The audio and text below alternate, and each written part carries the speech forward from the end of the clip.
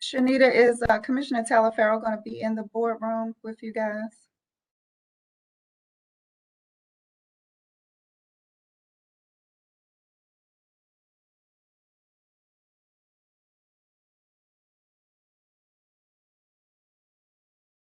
Alethea, I'm sorry, I didn't hear you. I was just checking to see if Commissioner Talaferro was going to be there in the boardroom. He will be. He will be. Okay, thank you.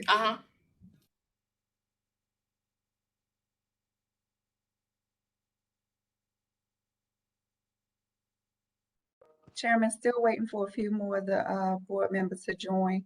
Right now, I see Commissioner Slover, Commissioner Strickland is on. Still waiting for the commissioners to join. Okay.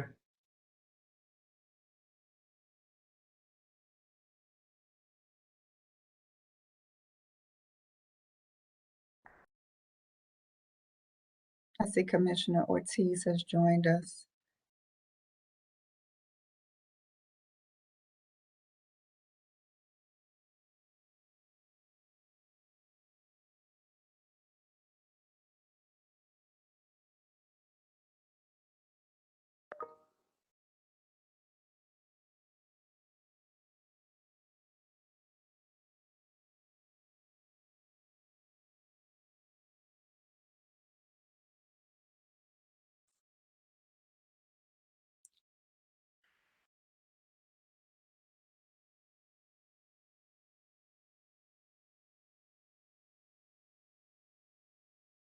Mr. Chair, you do have a quorum I see now that's on while we wait for others to join. Thank you, Alethea. So good afternoon, everyone. We're going to start our Board of Commissioners meeting, calling our meeting to order. This is our regular monthly meeting of the District of Columbia Housing Authority being held today, September 8, 2021. And the meeting is being held via WebEx video conferencing. The time is 1:03 p.m. I'm going to encourage folks, if they are not speaking, to put their devices on mute so as to disrupt any feedback. Today's our regular agenda, and I'm going to ask our secretary to determine a quorum. Thank you. Commissioner Slover? Present. Thanks. Commissioner Strickland? Present. Thank you. Commissioner Ortiz-Goud? Present. Thank you. Commissioner Van Gossary? Commissioner Bussy Reeder? Commissioner Falchecchio? Thank you. Commissioner Talaferro? Here. I'm here. Thank you. Okay. Thank you.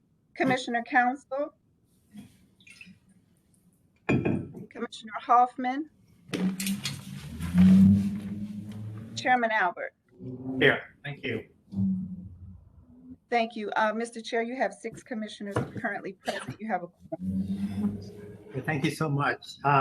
So first, I'd like the commissioners to consider the minutes of 2 meetings that we had in August, actually one in July and one in August. Deborah, praise him.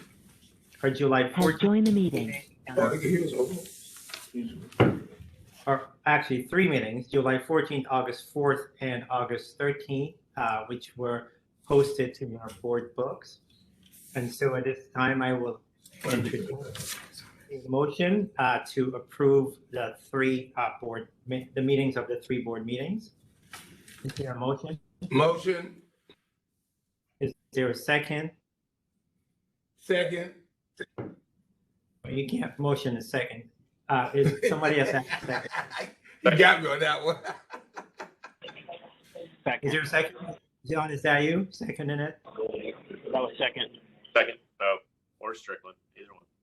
Or Strickland, great. Thank you. All those in favor say aye. Aye. Any opposed? Great. So our meeting minutes are approved. Next, we will hear from our executive director, Ms. Brenda Donald. Thank you, Mr. Chair. Today, we have 4 resolutions presented to the board. The first is Resolution 21-4. I'm sorry. Executive Director, before we go into the resolutions, I want to go into them separately. Okay. I don't know if you wanted to say anything before we started our meeting. I'm sorry. Remind me of the protocol. No, actually, I don't. I'm hoping that the meeting will focus on the resolutions at hand that are timely and important. So I will yield to you to describe those. Oh, great. Well, thank you so much for making my job easier, Director Donald. And again, thank you for working with us. As Brenda said, there are 4 resolutions we will be considering today. One is perhaps the most important, well, they are important, is the operating budget for fiscal year 2022, which starts on October 1. And then we will adopt a new charter for our Office of Audit and Compliance. We will hopefully approve DCHA insurance policies and then some new legal services contracts. As is our custom, we invite members of the public to sign up and testify on the resolutions. We have one person that has signed up to testify on the resolution, and that is Deborah Fraser. Ms. Fraser, you have 5 minutes, and the floor is yours. I've got 5 minutes for 4 resolutions. Okay. Yes. So you're gonna have to be covered. So y'all got me? Yes, we can hear you, Deborah. Hello? Hey, Okay, Deborah, all yes, we got you. Okay, so first thing is the operation budget available for the public to review.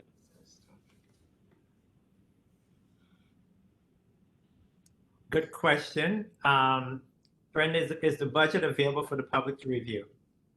Once approved. Once it is approved by the board, it's available. Great, thank you. Okay, where will we find it? It will be posted on our website. Okay, I'm trying to see the resolutions for the meeting on the computer, but it's okay. I need cigarettes, please. I'm sorry. Okay, so it will be available. It will be published once the board approves it. It will be published where? On the It's on- DCHA actually on- website. It's on our website now, along with the resolution, along with the draft resolution. Isn't it part of the resolution? Yes, it is on our website, as I just said. Oh, I didn't hear you. I'm sorry. It's usually part of the resolution. So Yeah, it is. It is. So Deborah, it is on the website, as Bill is saying. Okay, the next, I'm not able to see the resolutions. That's my bad tech. The next question that I have is, as one of these resolutions deals with property insurance for commercial properties, confusion much. Explain what commercial properties does the authority have and why do we need insurance on them? Okay. So Deborah, here is, can I offer you this? Because you haven't had a chance to read the resolutions, and I want to make sure that you have an opportunity to do so. You do have the opportunity to speak again in open sessions. If you prefer to do it then, that's fine. If not, I can have the director answer your question. Well, look at you handling the meeting, Mr. Albert. Yeah, I will take the opportunity because I'll get an additional minute when I testify a little bit later, and then I'll probably be clearer, and I would like the opportunity to comment on the resolution for an additional minute when that time comes. Okay? Absolutely. Yes. Cool. Thank you so much, Deborah. All right, so let's go into our resolution. The first resolution is Resolution 2114, which would approve the District of Columbia's Housing Authority operating budget for fiscal year 2022. And Director, if you don't mind giving us a real high-level overview, not just us, but for the public, and then hopefully we'll vote to approve the resolution. Thank you, Mr. Chairman. We have before you a proposed balanced budget. The total budget this year is $606.4 million. It is $52.5 million higher than the FY21 budget, largely due to some one-time or likely to be one-time increases, including the local rent assistance programs, and including for the Department of Behavioral Health. We have our federal housing choice voucher program with a $13 million increase. Excuse me, ma'am. Could you repeat those numbers again? What is the difference? I'm sorry, my name is Ms. Laura. I'd like to know the numbers from last year and the upgrades for this year. Could you give me those numbers again? Yes, ma'am. So the total budget is $606.4 million. That is a $52.5 million increase from the fiscal year 21 budget. All right. Okay, and I was explaining the difference. The differences include $19 million for the local rent assistance program known as LRSP, $5 million for the Department of Behavioral Health Home First 2 program. There's a $13 million increase in federal housing choice vouchers, and plus $11 million in additional emergency housing vouchers. Emergency and choice vouchers. I want to make sure that I'm hearing that correctly. Yes. Emergency and choice vouchers, meaning the ones you can give out and the emergency ones that need to be given out. Correct. Thank you. That is correct. That we're in the process of giving out. There is a $1.7 million projected increase in rent income and $1.9 million that we expect as a result of increased occupancy of our vacant units. Right. Okay. We do have an additional $1.1 million that we are claiming from the federal government for capital operations money. It's in previous years, the Housing Authority did not collect the full amount. So we will be collecting the full amount for our capital. So that results in a $1.1 million difference. And then finally, the increases are due to $2.75 million in developer fees. I'm sorry, it's an additional $4 million in developer fees for various projects that are expected to close this year. And then the other. You expect, wait a minute, ma'am, you're saying you're expecting those to close this year off of the $35 million that you got for 21 budget? We did not receive $35 million in developer fees.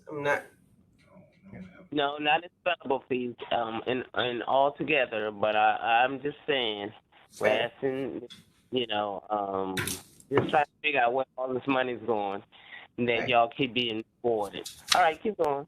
Okay, thank you. I don't know who is speaking, but could we just have the director go through her presentation? If you're signed up to speak, happy to have the director respond directly to you when it's your turn. Thank you, Mr. Chairman. I'll just finish up really quickly with the high-level overview. I mentioned that we were including developer fees. We are also going to propose to provide our employees with a 2% cost of living increase, which they have not received in recent years, and that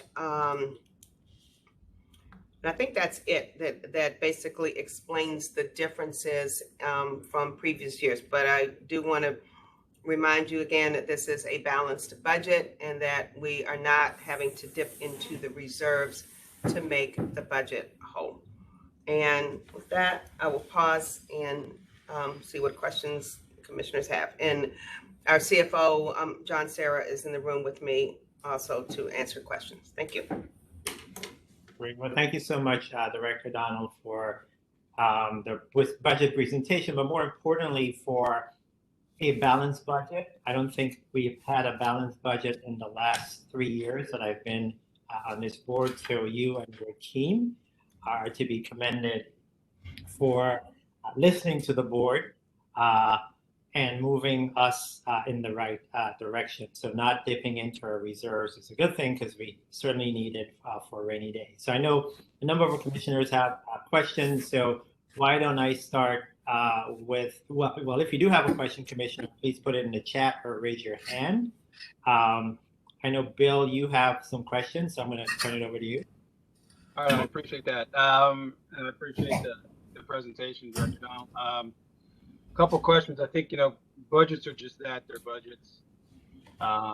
They're best guess on what's going to happen during the year. But I usually take this time to try to sort of infer from the budget what the priorities of the agency are. And so in years past, we focused a little bit on the capital funds and trying to get some of those funds back to the projects. This year, I'm seeing a trend I want to go through with you. So it looks like we're going to lose $35 million in local subsidies, which is about half of the rapid rehousing program this year. And then that program will go away next year. So next year, there'll be we won't get $70 million in subsidies. Is that correct? That is correct. And just for the record, of course, that program is a Department of Human Services program. And so those resources will be available still to house DC residents. It just will not be administered by the department, by our agency. And of that amount of money, we collect a 6% administrative fee that helps to offset some costs, expenses, and to generate a little bit of additional revenue. But so even though it'll be $70 million less, it's not 70 million that, I mean, on the dollar amount would be less, but I think the delta is the 6% administrative costs. I appreciate that distinction. Yes, it's important to point out that there will be no lost housing. It's just that we're not going to run the program. So in 2023, we'll have a $5 million less revenue from losing this program. So we'll have to plan for that. Yes. So it looks like that $2.25 million that we're losing, we just lost in the last couple of days. You've sort of reorganized the budget to keep it balanced by taking $1.2 million from salaries, and then what you're doing to make up the other part is that you are expecting a higher rent collection from our tenants. And so I'd like to focus a little bit on that, because traditionally we've run at 20% collection, so 80% collection, 20% delinquency. This year it looks like we have about a 12 to 15% delinquency. So how do you anticipate making up that difference? I mean, so a week ago you were suggesting you're going to have $2.8 million in delinquent rent, and now because of this removal of funds from the city, you're now saying it's going to be 1.8. So how are you going to manage to that? So the short-term strategy, of course, is to collect as much as we can from state DC, which is, there's about $5 million in arrearage that is eligible for state DC, which of course we didn't have available last fiscal year. And then we expect to increase rent collections simply by having more more of our units filled, that will result in, of course, additional rents on the tenant side. And then we will have our strategies for improving rent collections, which, as you know from the previous presentation, we have not defined those yet, but those are certainly on deck as priorities. John, you want to add?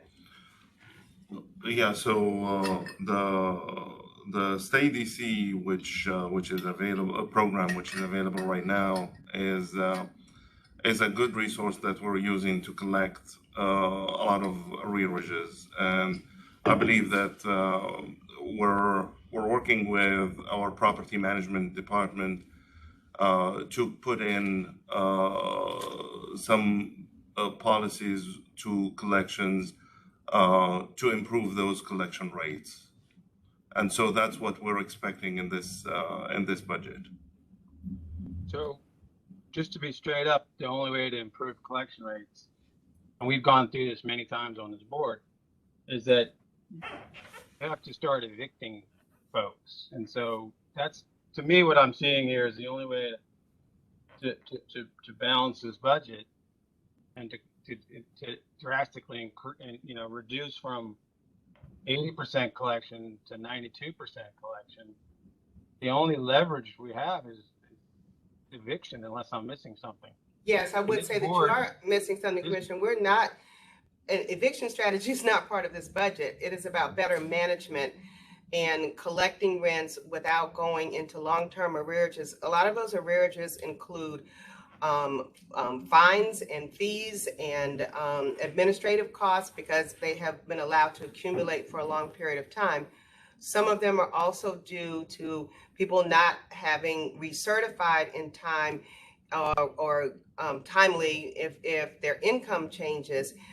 What we are learning from our asset management side of the house, which has a better rent collection return, is that part of the success has to do with early and timely engagement of tenants so that the arrearages do not drag on for months and months and years. So those are, we're going to look to them to help us guide our rent collections, but it is not an eviction strategy. It's a management strategy, or will be management strategies, again, that we have to further flesh out.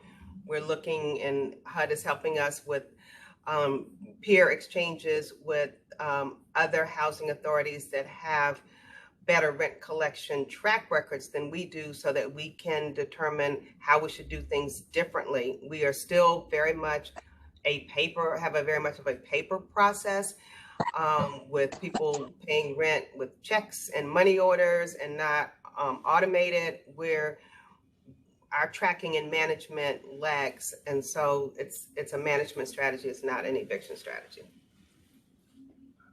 Well, I look forward to seeing it, because that's a pretty drastic move in terms of rent collection. And so and it appears that you got really confident in the last week that you could suddenly collect $1 million more. So it just raises an alarm that you went from 2.8 to 1.8, which is the same as we have in FY21. Yes, so we do have confidence that we're going to be managing better and managing in real time enough so that we can make the kinds of adjustments without having a lagging rent collection performance. I appreciate that. So the other thing that sort of jumped out at me was the inclusion of the $3.8 million for developer fees. We've never included those fees before because they're really hard to pin down from a timing perspective. Oftentimes, we don't ever collect them. Some of the projects you have listed could ultimately end up actually costing us money based on the structure of the deals. And so, I think those have been left out in the past for a reason. And so I'm wondering sort of what inspired you to, put that in there? I think we were actually being very conservative based on the projects that are supposed to close this Linda year, Brown I will turn has joined the to meeting. our CFO for his confidence level in those three that we did include. So we did For the include, yeah, we just included The two two. that are Kenilworth and Parkway. And let me actually remove this. For Parkway, Commissioner, it is conversion to permanent financing, and that was scheduled previously during FY21, and we received an extension to February of 22. I think we are on track. Our OCP team are working hard with PMO, and they reassured us that we are working hard to get to that conversion date with all the requirements that DCHA is supposed to provide. So with that being said, that's a $2.75 million of developer fees that we're expected to receive at closing. For other projects, we do have Melville and I believe Berry Farm, in addition to Kenilworth, which we didn't factor. Those projects, although they're on the table. Again, we're trying to be a little bit conservative here. And I would also like to mention that we didn't include any revenue from DCHA, which we still don't have the MOUs signed, but if they are signed at a later time during the year, we could expect some revenue there. So there is some level of conservatism that was baked into this budget when it comes to certain line items, yes. So I hear you saying then that you think that the Parkway Overlook project is a lock and that we won't be having to pay any money to close? We won't be having what, sorry? In other words, they're not going to resize the loan because in the business that I'm in this business, and so traditionally when there's a delay, that means there's a problem with the economics. And that oftentimes ends up in the resizing of the loan, which means you actually have to come out of pocket. You're not going to get a fee, you're going to actually pay. So you're saying that that's not a concern? Well, let me share with you that our project managers who are working on this deal are reassuring me that we are on track. So, I mean, I can bake as good data as I receive, Commissioner, and that's the data that I got. So Do you have any more questions, Bill? I do, if that's okay. Okay. So I think adding the developer fee, I think adding rent collection increases to the extreme that you have. I think what it did was it balanced a budget that isn't balanced and puts in revenue that we haven't normally counted. And I think it creates a picture that may not quite be accurate of our financial situation.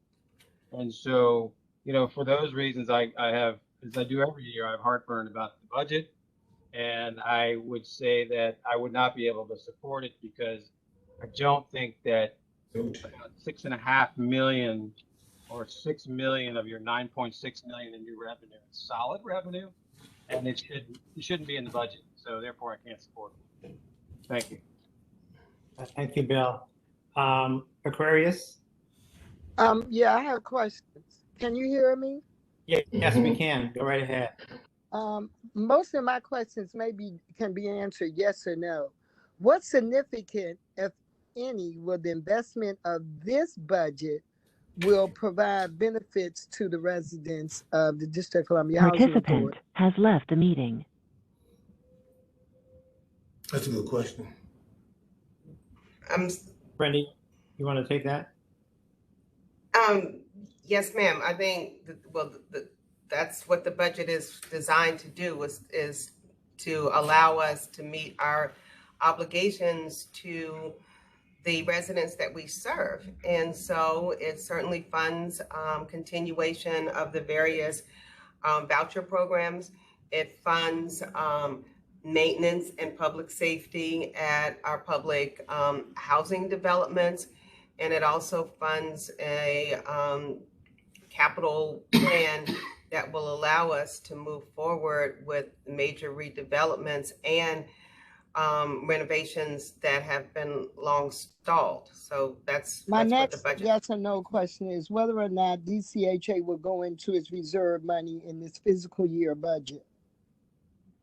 So the budget we have brought forward to you does not assume that we would go into our reserve. So the answer is no. Now, we had a meeting in Brown Bay that I feel should be addressed in this forum, and it was on rapid housing. So would you dialogue a little more of that, how that would impact the budget?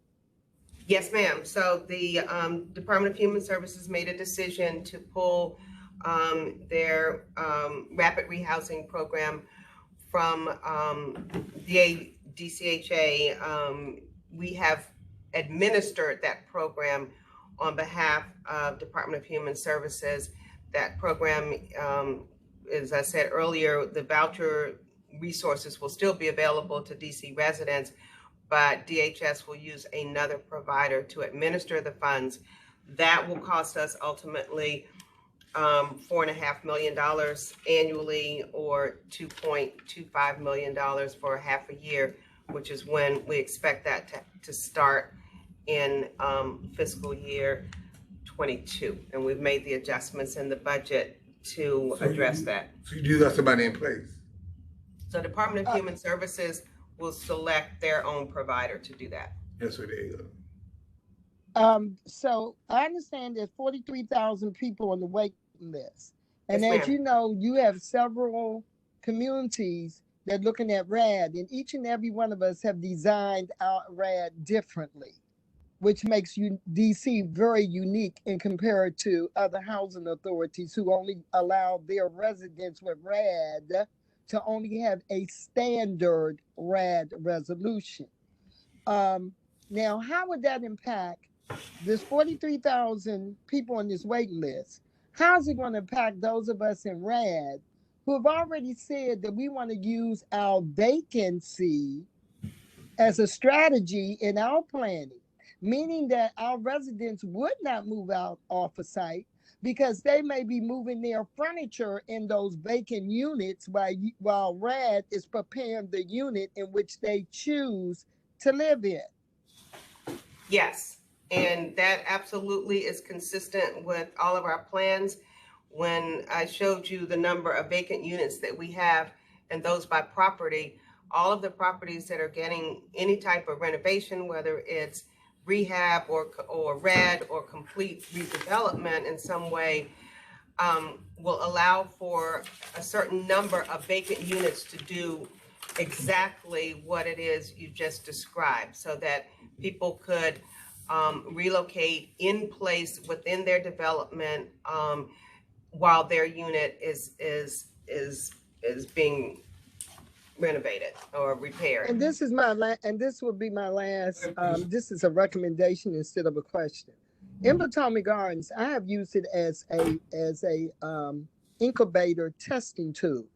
I've asked every resident who wants to downsize their unit, who are living in a 3-bedroom unit, and they may want a 2-bedroom or 1-bedroom, to call our office manager and inform her that they want to transfer to a 2-bedroom or 1-bedroom. As of yet, your managers are not even aware of the unit compliance strategy. So when will they be notified? Because what they could do in order to assist with this process with RAD is they could be taking down how many residents that are interested in remaining on the site and under RAD and moving into whatever compliance unit there is. With those numbers, those are real numbers, which you could really take a real look at your community and to see where we at as a community and how to move forward. So when would that be put in place? I don't know, Commissioner, but I'm happy to follow up with you on that. You've talked about that, and I want to make sure that we're clear about what your proposals are, and that if you're offering Potomac Gardens as a test case or a leader, we'd like to understand that better. Let's not make no mistake. Potomac Gardens have always been a national leader in this housing authority, and you can check all of your records. Thank Commissioner you. West truly, and like I told Neil, I give proper to where props do. If it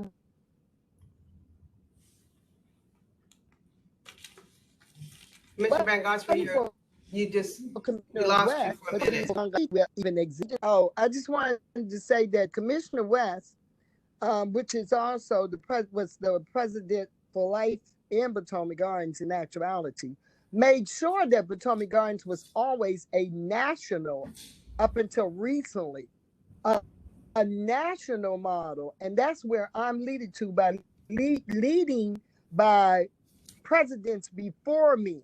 I'm not really doing anything new. I'm just looking at everybody's work and capacity building and tweeting out words to the words that are used now. Now, this my last go to John.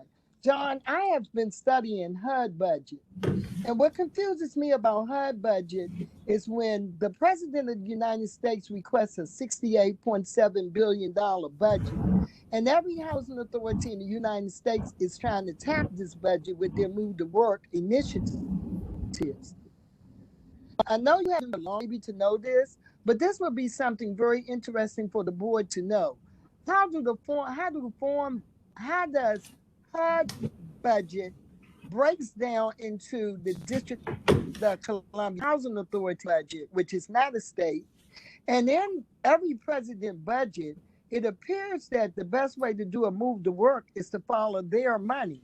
And most of their money have not been in public housing, as we know. It's all been really channeled to either fair housing programs and the Indian Housing Block Grant. Are we eligible to apply for the Indian Housing Block Grant, even though we are under the umbrella of public and Indian housing? But there's something different that goes on there with the money.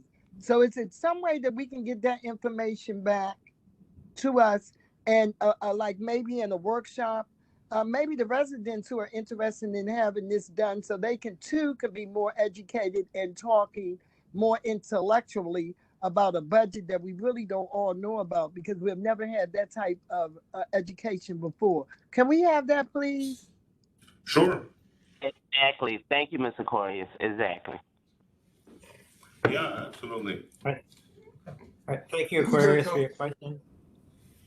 Commissioner Hoffman?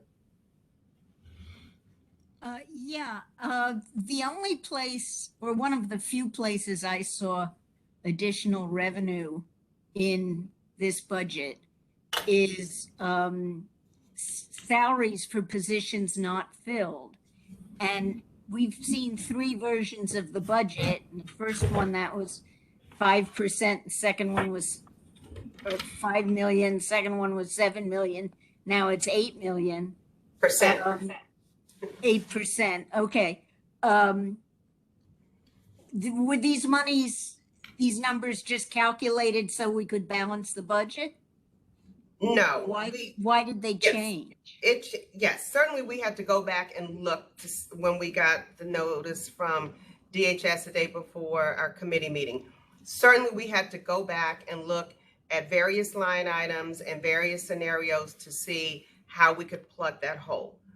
At first, in previous years, as I understand that the authority has budgeted 100% for salaries, which we know you don't have 100% of your positions filled 100% of the time. That's just not reality. I looked at what I thought was current data, but it was old data about the vacancy rate over the last 3 years. When we came back and the CFO and I met over the weekend to talk about different options, we looked at that and he had gotten an updated report and looked back over the last year that saw that the vacancy rate was actually between 9 and 13%. So while we're still going to be moving aggressively to fill vacant positions so that we can have staff to do the work, we know that there was enough leeway to go up to 8% and still feel comfortable enough for the CFO to certify that as one place to to plug some of the hole left by the DHS decision. Good luck.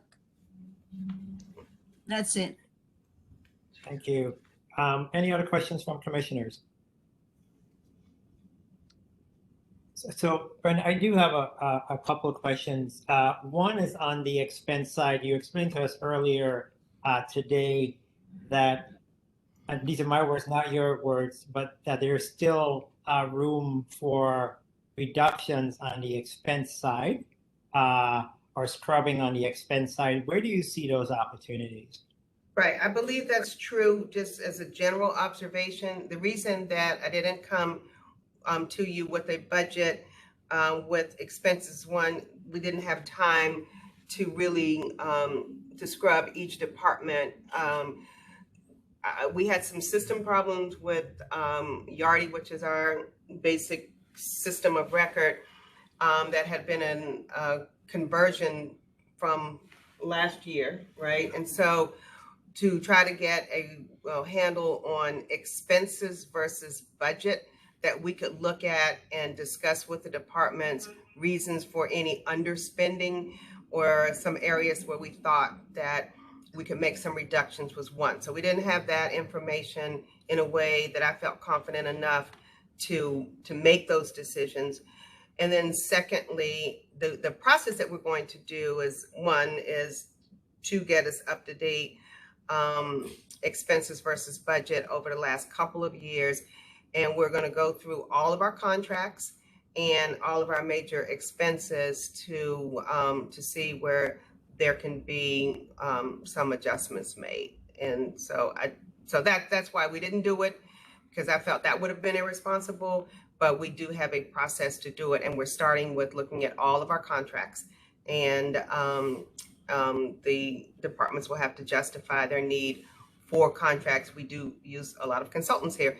I'm not saying that's a bad thing, but we would like to make sure that the use is justified, and particularly as we're trying to build up our staff and our internal capacity.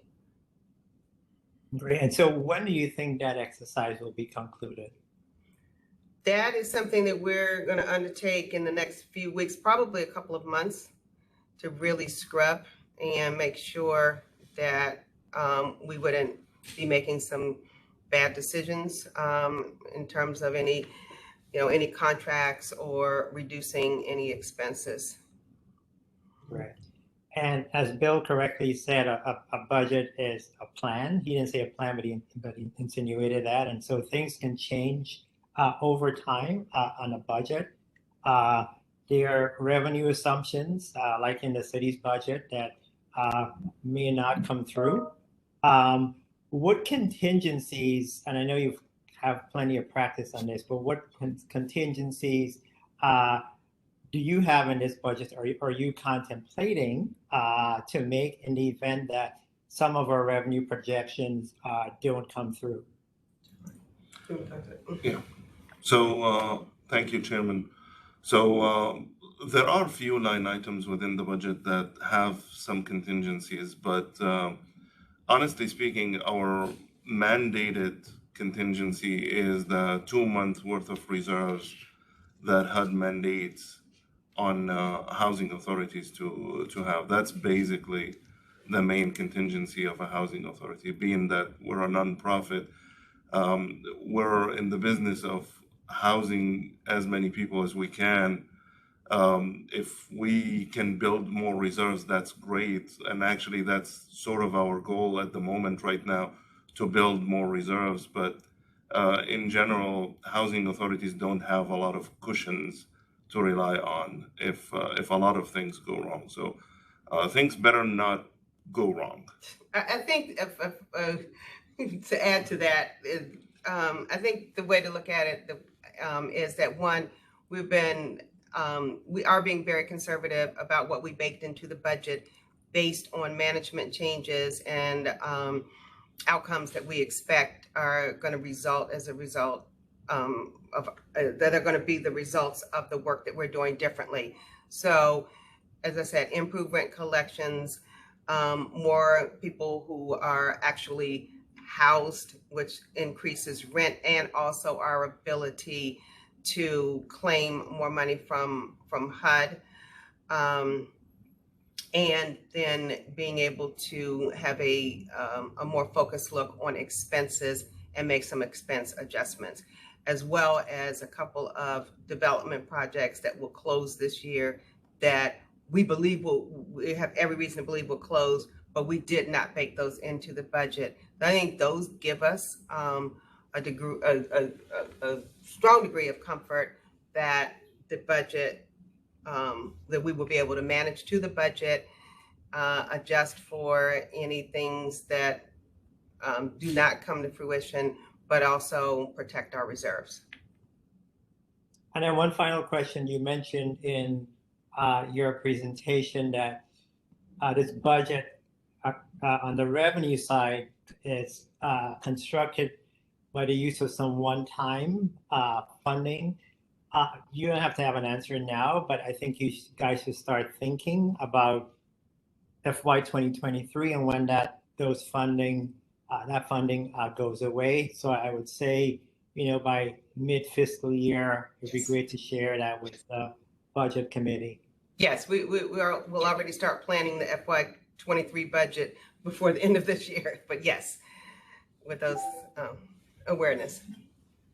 I will also say that there is currently in the federal budget that there are, we don't know if it's going to get approved, but at least has gotten through House committees, funding that would have significant increases for vouchers and some in the one of the two infrastructure budgets. So we're not counting on that, but would certainly be looking forward to that, and we are tracking it. Okay, so I want to thank. I would also add, I would also add that we have a lot of projects in the pipeline right now. So,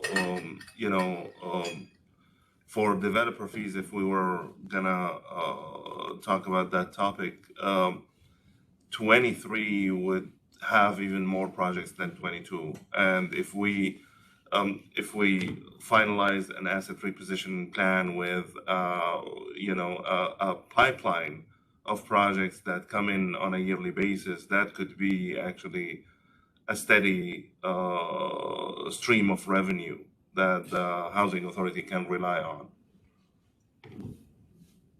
Thank you, John. And I want to thank both you and the director for really, in quick fashion, putting together a budget that doesn't rely on dipping into our reserves. Again, this is the first time, I think since I've been on this board, that we haven't had to dip into reserves to balance our budget.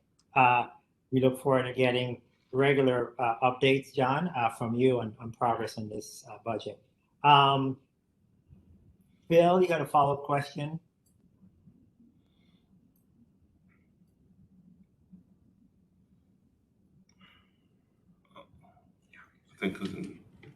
I think you're on mute. Bill, you're on mute. Wow.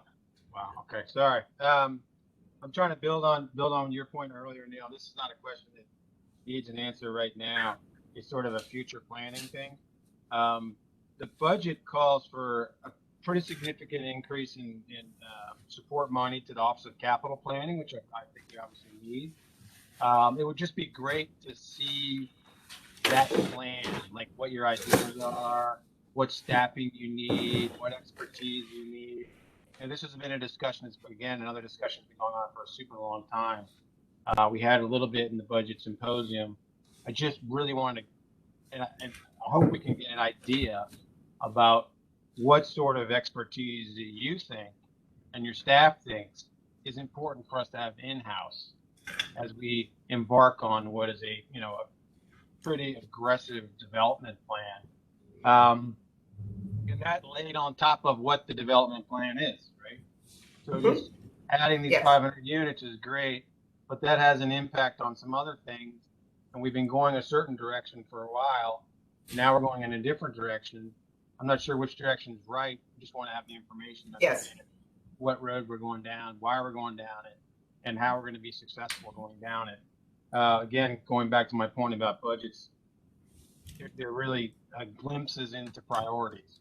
And so this would be a great thing to get a bigger idea on, not right now, but in the future. Yes. We plan And to not bring to- a report at the end of the September on the overall capital plan, and I can include the staffing plan there, which we will have to you well in advance. So again, not to pile on, but just to, in terms of requests for information, Brenda, I think, again, just given the fact that we're using one-time funds this year to balance the budget, anything could happen. We have a lot of confidence in you. But to the extent there needs to be a reprogramming or shifting of revenues and or expenses, it would be great if the board could be briefed, or at least the Audit and Finance Committee could be briefed on those reprogrammings if they need to happen. Okay. Thanks for your commitment. Okay, great. So let's move into voting on this resolution. It is resolution 20-14. Is there a motion to approve this resolution? Motion. Who said Is it? there a second? You can say. Safar, did you second? Second. Motion and seconded. Madam Secretary, can we get a roll call? Thank you. Commissioner Dion Bussey Reader.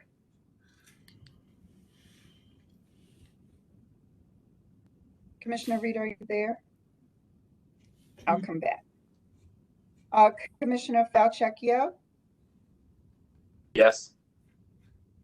Thank you. Commissioner Talaferro. Yes. Thank you. Commissioner Ortiz Gow. Yes. Thank you. Commissioner Hoffman. Yes. Oh. Thank you. Commissioner Strickland. Yes. Thank you. Commissioner Van Gossary. Commissioner Van Gossary. I'll circle back. Commissioner Slover. For reasons stated earlier, no. Thank you. Commissioner Bussey Reader, I see you're on the line. Yes, I'm on. Yes, my vote is yes. Thank you. Thank you. Commissioner Van Gossary. You gone. Okay, I don't have anything for Commissioner Van Gossary. So, and Chairman Albert. Yes.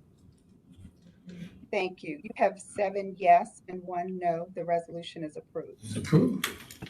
Thank you, Commissioners. Thank you. Alethea, are you ready for my vote? Yes, yes, ma'am. Okay, thank you. I have you as an abstention. Thank you, ma'am. Okay. All right. That is 7 yes, 1 no, and 1 abstention. The resolution is approved. Thank you. Thank you. All right, so let's move to Resolution 21-15, which will adopt a charter for the very first time for the Audit and Compliance Committee. And for our audience at home, this is an initiative that's been championed by both Commissioner Council, who couldn't be here today, and Commissioner Slover. So I want to take this opportunity to publicly thank them for making this an important priority of the DC Housing Authority. And with that, I will turn it over to Director Donald to give a brief overview. Great, thank you. I'm getting stuck with my mask here. Yes, I don't know if our auditor, Petuna Cooper, is on. Yes, I'm here. I'm on. So I'll let you introduce your charter. Okay. Very high level, quickly, since we have briefed the board. Sure. This charter basically is a blueprint for our operations. It is an important policy document and a formal operational document as well that will enable us in the audit department to effectively carry out our role within DCHA. And it defines the internal audit's purpose, authority, responsibility, and position within DCHA. With that being said, the charter is being submitted for approval because it delineates in detailed fashion what our roles are and the scope of work as well, and will help also lessen future obfuscation and misunderstanding of the independence and scope of our activities. Thank you.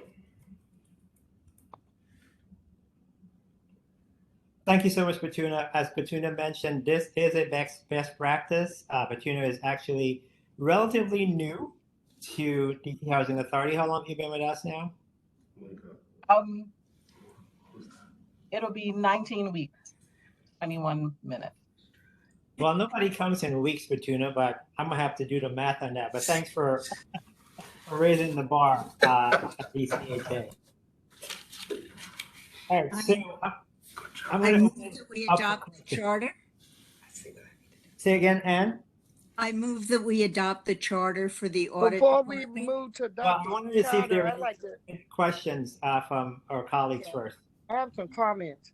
First and foremost, are we saying now? First and foremost, I want to make a correction for the minutes because Commissioner Lancaster asked for a charter on this committee, and being the first commissioner who was on audit and finance upon his death, which meant he served for 15 years. And being that none of us have gone back 15 years to see what commissioner have recommended anything, I caution the chair and anyone else on this board as we move further to get information accurately or learn to speak about it in a different manner. I stated it in Brown Bag. I'm very offended by that. Many of you on this line is my enemies, and I know it. However, Mr. Bo Luther, I give him his recognition. And that's an enemy, as he called me on a panel. There are many of you on this line that do not like me, hate to hear my voice, but in brown bag or in public, I give you your recognition for what you have made a contribution in this housing authority and would inform another resident that you're only capacity building on what a resident before you have done. And I caution this board about that because I seriously find it offensively being a Black Afro-American living in public housing and seeing how our culture is not even recorded accurately. And I was a part of it and saw it there. And I'm not going to let anybody diss anybody. So can council capacity build with Commissioner Lancaster on a charter? Now, with that said, why are we having a charter? And are you saying that prior to a charter that our audit and this division was run improperly? That's a yes or no answer. Yes. So no, we're not saying that it was run improperly. With our new director of the department, she wanted to institute some best practices in here, and one of the best practices is having a charter, which clearly states the mission of the department, the reporting responsibilities within the organizational structure, just making it clear what the department does. And again, I'm happy to amend my previous comments to include Commissioner Lancaster and Commissioner Bangazari in pushing this effort. No, Commissioner Bangashri's name is not in this one. Okay, it's Commissioner Lancaster. Let's just stick Lancaster and Commissioner Council capacity bill. I agree with it. Now, there's one other thing that I want to ask from her. She, and this wasn't mentioned in our reading. She also mentioned that we have belonged to a national organization. Could she respond on that, please? Ms. Cooper? Sure. Auditors across the country, when we get certified, we go through an organization called the International Institute of Auditors, and they are the ones who create the standards by which we operate. And you did make sure that DCHA, we want to make sure that that's incorporated now in the division, correct? Yes, we are all members of this organization. Okay. Thank you very much. I needed that to be in the minutes. Thank you. Proceed on. Great. Questions or comments from anyone? Chair, this is Commissioner Strickland. Commissioner Strickland, Is it possible we can name the resolution after Commissioner Lancaster? I didn't have the pleasure or privilege of knowing them, but a way to memorialize the achievement of that individual of setting the foundation to where we are today. I think it could be appropriate. I think it would be appropriate too. So I don't quite know the legalities behind that, but if it can't, I'm going to ask Greg to, not now, but sometime before the next meeting to look into that, and we can always rename the resolution and repass it at our next board meeting, if that works for everyone. Yep. Thank you, Chair. Thank you. Any other questions on the resolution or on Commissioner Lancaster? If not, Anne, I would entertain your motion again. I move that we adopt the resolution. I second.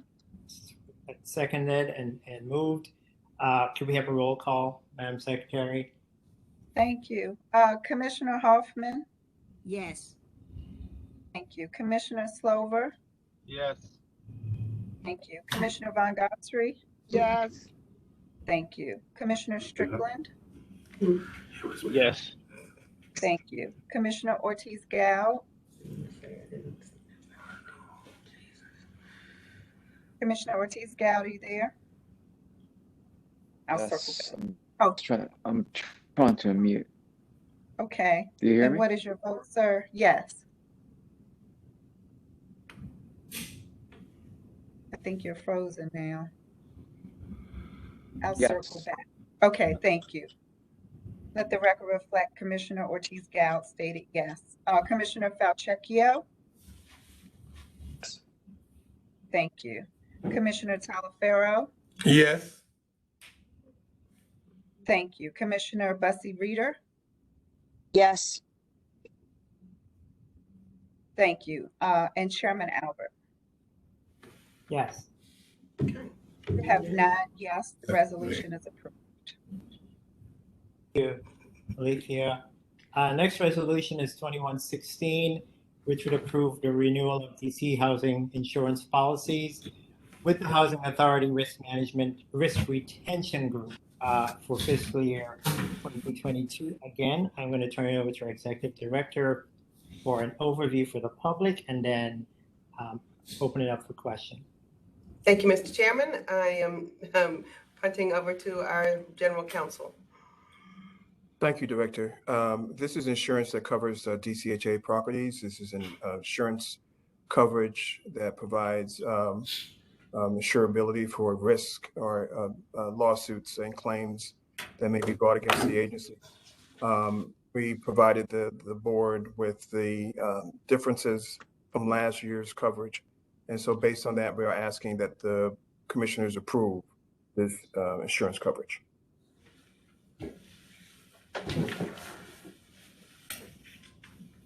All right, I'm going to open it up for questions if anyone has questions on this. I have Bill, a question. can you repeat your, yeah. Go ahead, who's that? Commissioner Slover, if you got questions, he can go first, but I got questions. Okay. Bill, could you repeat the question or the statement you made in brown bag? Me? Yeah. Wow. Let's see. Do you want me to remind you? I'm getting old. I think what I said was that I ask the same question every year, which is, this appears to be the best insurance option for this agency because this particular group specializes in housing authorities, understands our limitations, understands our risks, and is able to match us or give us the best coverage we could find in the insurance world. Yeah, my follow-up question to Bill's was, do we do an extensive search to see if there's any competition out there, and what, if there is, what it will mean in terms of our the costs that we pay for the service? And so I'm hoping that the staff can answer those two questions because I thought it was there were relevant questions to ask about this resolution. We do extensive search regarding availability of coverage, and it's a very narrow field of coverage that's available to us. We're not as like a Microsoft or some other corporation based on our population, based on what we do. It's a narrow field, and this particular insurer is the best insurer based on the price. Of course, housing authorities across the country are facing similar challenges regarding their insurance coverage, but this is the best price for DCHA. Thank you. Other questions or comments I have on this questions. resolution? Go ahead, Aquarius. First and foremost, here are my questions. And they are yes or no answers. How does the resident benefits from this group when this group gives up hundreds and thousands of dollars per year to this housing authority? How does that money trickle into residents, or does it? Well, any money that we get as a dividend is poured back into paying our premium, which reduces the amount of money that we have to make available to pay the premium. And so that money could be rediverted to other housing authority activity. And what constitute other housing authority activities for DCHA? Anything that's listed in the budget, Commissioner. Okay, well, somebody need to give us something more specific other than vagueness, because I'm confused, because I've been on this board for 14 years. And with this particular group, I've seen, I have news photos where this group gives X amount of monies and where the monies actually was channeled into resident service or et cetera at all. So I want to know, during the time that we have had this insurance company, maybe we need to do a educational thing on the educational workshop on this insurance company to see, hey, if residents are not benefiting from it, and it's obvious we're not benefiting from it if we don't have insurance, and if and housing authority have insurance. So when my unit catch on fire and I don't have any insurance, I don't get a dime. However, during the 80s and 70s, if you look back, there was only one investigator in the Officer Corporation Council. And that investigator would come to your unit, whether you had insurance or not.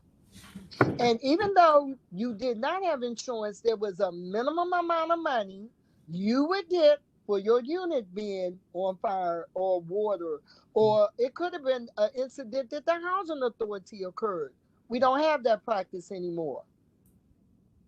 Yeah, So we sure. need to ask this insurance company, when we don't have insurance, how much money can they give us instead of your programs, the residents? Right. The insured party under this insurance is DCHA. So it's not the tenant. So if there's an accident or casualty or claim, then it's DCHA's insured claim to bill back any damage or pay for any damages that needs to be fixed. Now, would you say that again so that it can be in the minutes? Yeah, the agency, DCHA, is the insured party under our insurance, not the tenant. So if there's damage to a unit, the insurance funds that we get and resolve a claim are used to repair or fix a unit and not provided to the tenant. Thank you. I need that in the minutes. Thank you very much. Thank you. Any other questions on this? I have a question. I have a question. My name is Miss Laurie. I'm at 24. Sorry, this is for the commissioners. So please hold your questions until we get to the public. Thank you. Go ahead, Dion. Yeah, so to Commissioner Van Goshri's point, Greg, are you stating that if a unit is damaged for our insurance policy, the resident's property is damaged as well? I think the point we're trying to get to, do we recover or provide residents any resources to repair what was damaged of theirs? That's the question I think we're trying to get to. So we do? Yeah, that's a fine line that a lot of housing authorities have been asked that question. And so what we are allowed to do under the HUD rules is to encourage tenants to get renters insurance to cover their property. This insurance only covers DCHA property. So if there's a claim regarding damage and the tenant's property is damaged as well, the only entity that gets any coverage is the housing authority itself and not the tenant. Okay. I do want to add that this group does awards risk management awards, and it also does a resident poster contest every year, Thanks for sharing that, Aquarius. along with the resident scholarship program. They do provide dollars for that as well. Thank you. That's Any correct. other questions from commissioners? If not, I will entertain a motion to approve Resolution 2116. Motion. This motion, is there a second? Second. Second, Ed. Second. Roll call. Thank you. Commissioner Ortiz-Goud? Yes. Thank you. Commissioner Strickland? Yes. Thank you. Commissioner Falchecchio? Yes. Thank you. Commissioner Talaferro? Come back to me for a minute, please. Okay, Commissioner Bussy Reeder?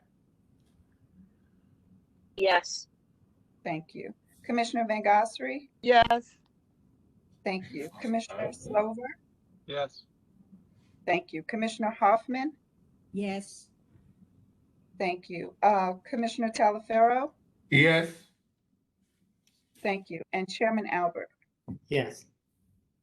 Thank you. Mr. Chair, you have 9 yes. The resolution is approved. Another approval. Thank you, Secretary McNair. Resolution 2117 is the next resolution, which will authorize the execution of general legal services contracts. I'm going to turn it over to our Executive Director for a briefing. Okay, and it's back to our general counsel to describe what it is that we are procuring with these legal contracts.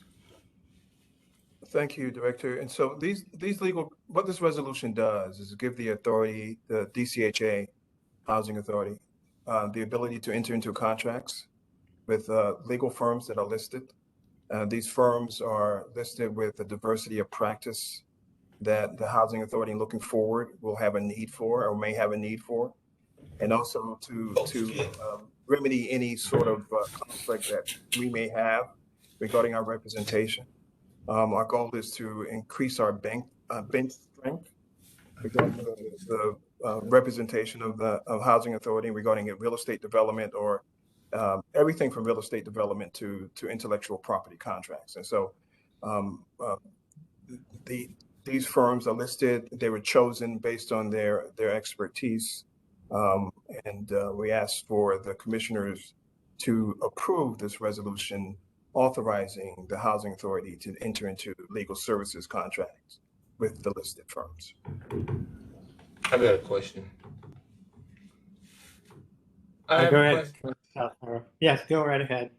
The question I get is, well, these contracts are going in and out, and why haven't we seen none of them? Secondly, I will ask for a printout for the Highland contract, and I haven't got it yet, because I want to see what's going on. Because every time y'all do a contract and we don't know about it, there's something happened and come back to us. Mr. Sloby was saying, y'all didn't inform us. So we need to know what's going on with these deals too. That's my case. Commissioner, I'm not sure I heard the first part of your question. The second part of, if there's a copy of a contract that's needed, you can reach out to us. We'll make sure that you get it.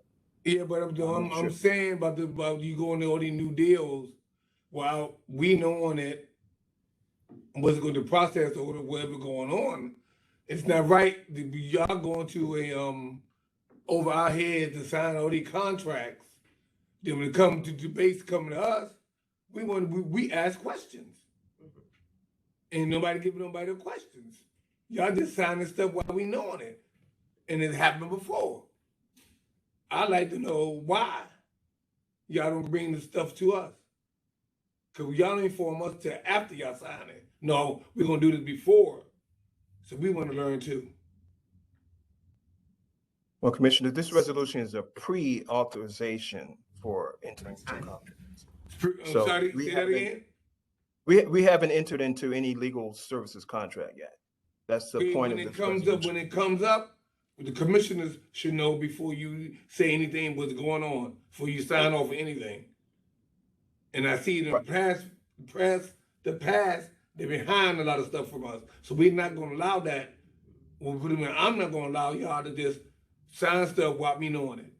So Commissioner, this provide, I think we did provide the list. So there was a solicitation, the law firms competed, we went through a selection process, and they identified those that met, that had the highest rankings, that met the criteria. So all of those are in the list of the ones that we put before you. And this is the vote to approve the overall resolution so they can go forward.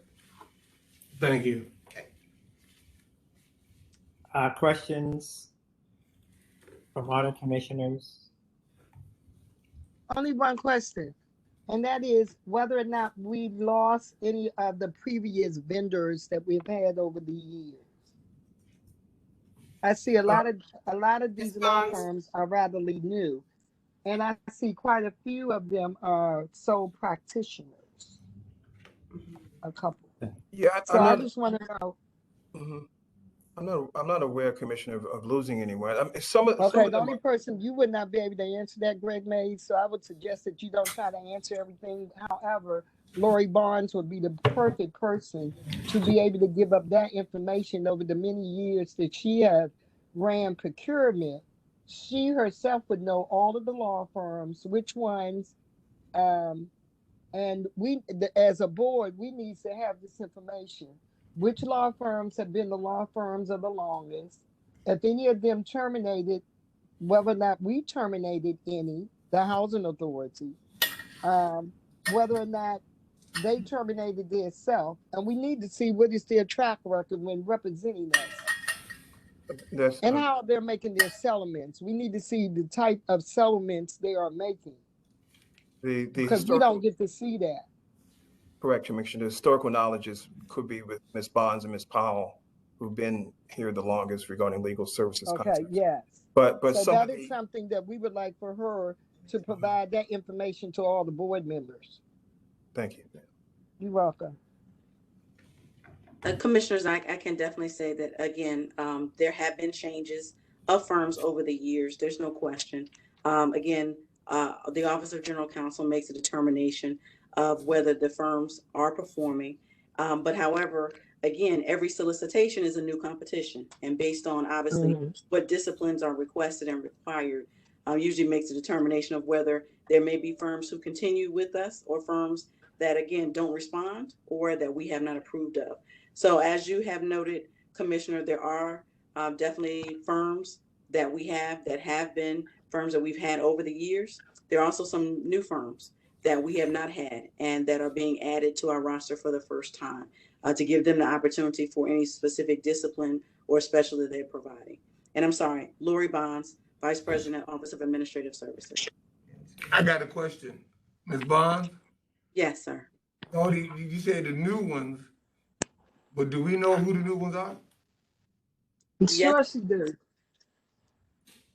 Yes, of the firms that are being presented, again, at least in the last 2 years, as far as the ones that we've had the last 2 or 4 years, it looks like there probably maybe 4 or 5 firms that are here, which again goes to the fact that the level of competition is there. It shows that, again, we did outreach and sent the solicitation out to over 20 firms directly because, again, we want to have the opportunity for different firms to respond, to know that we're there, and to be able to provide the best services that we can for our Office of General Counsel and to our residents.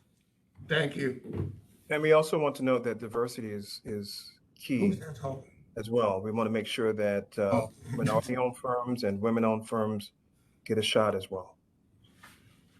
Thank you. Bill? Yeah, I appreciate it. In the committee, when we reviewed this, we asked for descriptive about what each firm was going to do. So I appreciate you providing that. I went back and looked at the list, I brought this up earlier. One of the firms on the list causes me a little bit of concern because in October of 2019, when I think the comp plan process was cranking up, the DC Council put some language in to protect affordability, housing affordability, and particularly the right to return. And in October of 2019, there was an article in the City Paper entitled DC Council Keeps Tenant Protection in Comp Plan Despite Lobbying Efforts from Housing Authorities, which seemed a curious headline at the time. And so the then director offered that he in fact did not lobby for this, that there was some confusion. It ultimately didn't pass, so that wasn't a great big deal. But in reading the article, if you go down to the article, one of the paragraphs starts and says, in an email forwarded to the City Paper, David Goldblatt of the law firm Goldblatt Martin Cozen wrote Mendelson asking him to revise the bill to effectively soften the guidelines, those guidelines being about Goldblatt said he is speaking on behalf of DCBIA, the DC Building Industry Association. Goldblatt requested that Mendelson soften 2 sections, including a provision that maintains the right for existing residents to return to new affordable housing. And instead, he asked that tenants only be afforded the opportunity. This goes completely against the mission of the agency. Since 2016, I've been lobbying the own agency to broaden the right to return, to affirm it, to make sure that every resident feels that they have the right to return. So I cannot support a resolution that brings on a law firm that has fought in the past to water down those rights in any space, whether it's wherever that is. And so I just can't support it based on that. If this firm was removed from the list, I would be able to support it.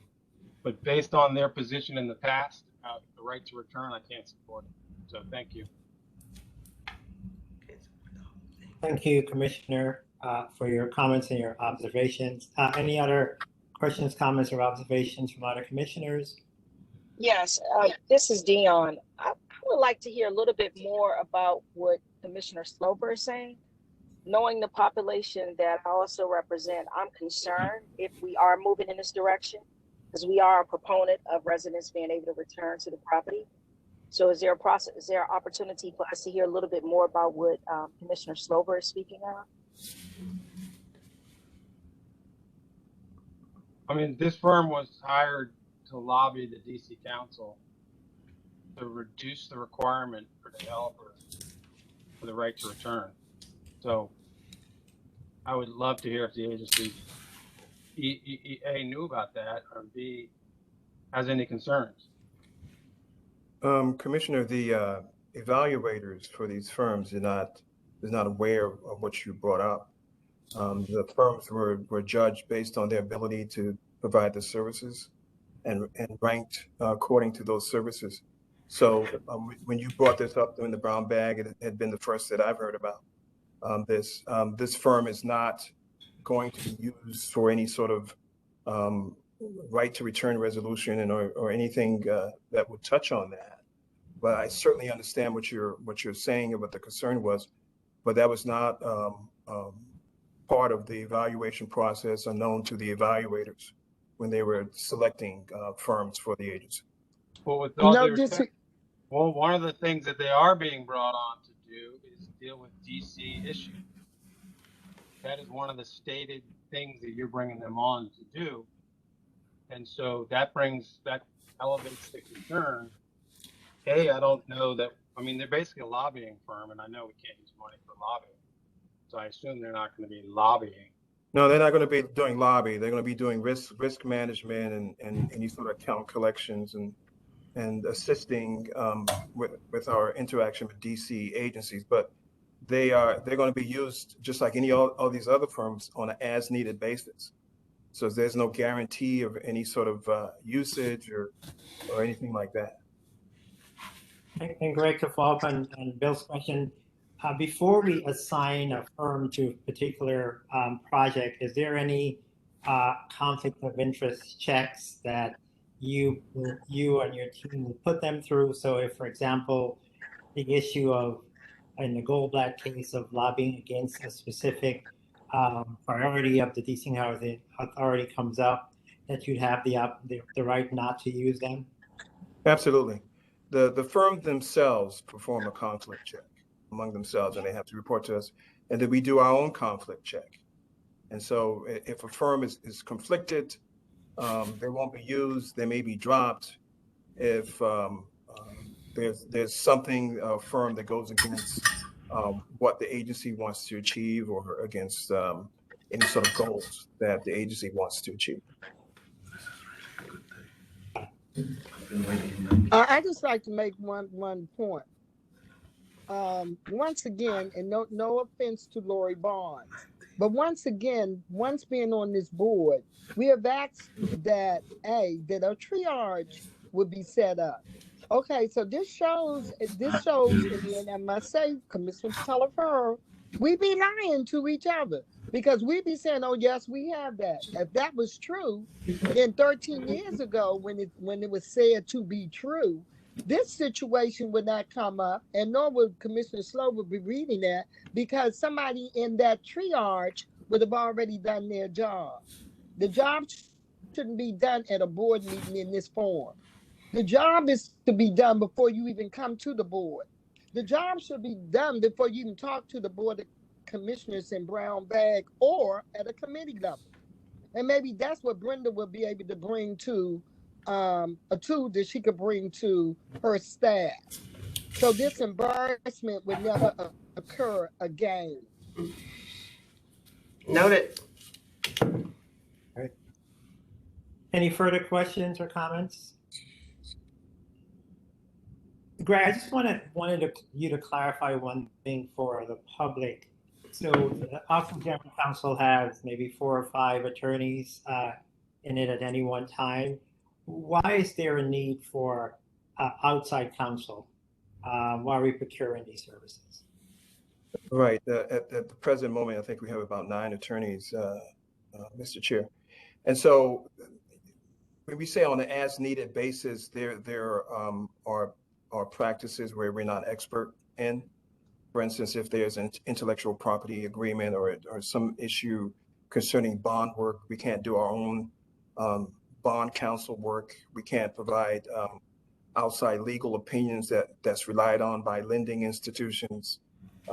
And we can't do the investment kind of underwriting that some lenders or investors require. And so we seek out that expertise. If there's a specific practice area that our in-house counsel may know about, we'll start the ball rolling, but eventually we'll make a determination whether to engage outside counsel for assistance. But I think John would support this. Over the last year, our use of outside counsel has decreased because we've taken on the load of doing a lot of the work in-house. We try our best to try to take on as much work as we possibly can, except for some of the transactions that are long-running transactions.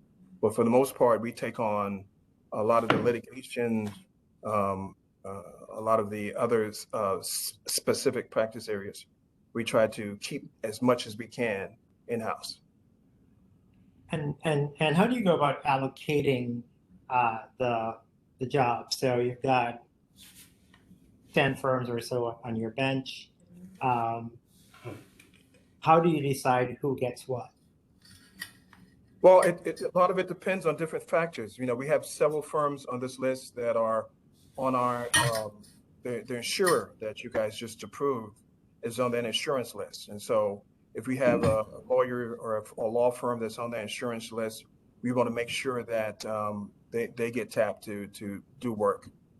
We want to make sure that the law firm that we tap knows housing authorities, and specifically DCHA. It's a lot to educate lawyers and law firms about our practice, about our business, and so that takes a lot too. We want to make sure that we give, as I said, as much diversity to minority firms and women-owned firms, to give them a shot regarding a particular project we'll see that may include their expertise. And so we'll take a look and see whether or not there's a good performance of that law firm, so that the next time we need something on a larger basis that requires their practice area, we're more comfortable in getting going to them for guidance or counsel. So a lot of different factors goes into that.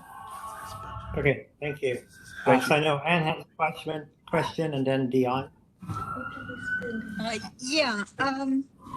As I mentioned the first time that this resolution came to our attention, we are a big client. We have a lot of money to spend on legal services. I would think any firm would be very happy to get business from us. I don't understand, as I read the resolution and the background material, every firm that responded to our solicitation got a contract. So it doesn't look very selective to me. And why are there any amounts in there at all? Every time we give them a job, we're going to negotiate what we're going to pay them. I think anybody looking at this contract would think, even though we got added in the words up to the amount of, that everybody looking at it says, oh, we're going to spend $3 million on legal services every year. I just think it's not wise practice. I mean, when you buy a piece of real estate as an individual, you pay $1 plus other reasonable consideration. That's Correct. what it says on the deed. So why can't it say on these contracts $1 and other reasonable consideration? Correct. Well, I got a question. Right. Having I'm sorry. Go ahead. amounts next to the names of the firms makes no sense whatsoever. These contracts are task order driven. For instance, if I had a transaction that I wanted to engage Reno Kavanaugh in, it would be a negotiated amount and maybe an hourly rate, or maybe even a flat rate. And based on the need, that amount would be in the task order. The firm would agree to do the task, do the work according to the task order, and that's how it's promulgated. So and in addition to that, simply being on the list of authorized for the authority to be authorized to enter into contracts is not a guarantee of contract. It's not even a guarantee of use. And so, you know, we may have a firm that specializes in intellectual property, and that firm may be very happy that they've been selected. Does not mean that firm will be used. When the use occurs, when the need occurs, they will be used. If not, we're not looking to find some work for them to do. And if we need to spend more than the amount that's listed by that firm in this resolution, we'll spend more. So Right. putting the amounts in the contract, to me, is foolish, unnecessary, unwise. Commissioners, again, I know we spoke about this before.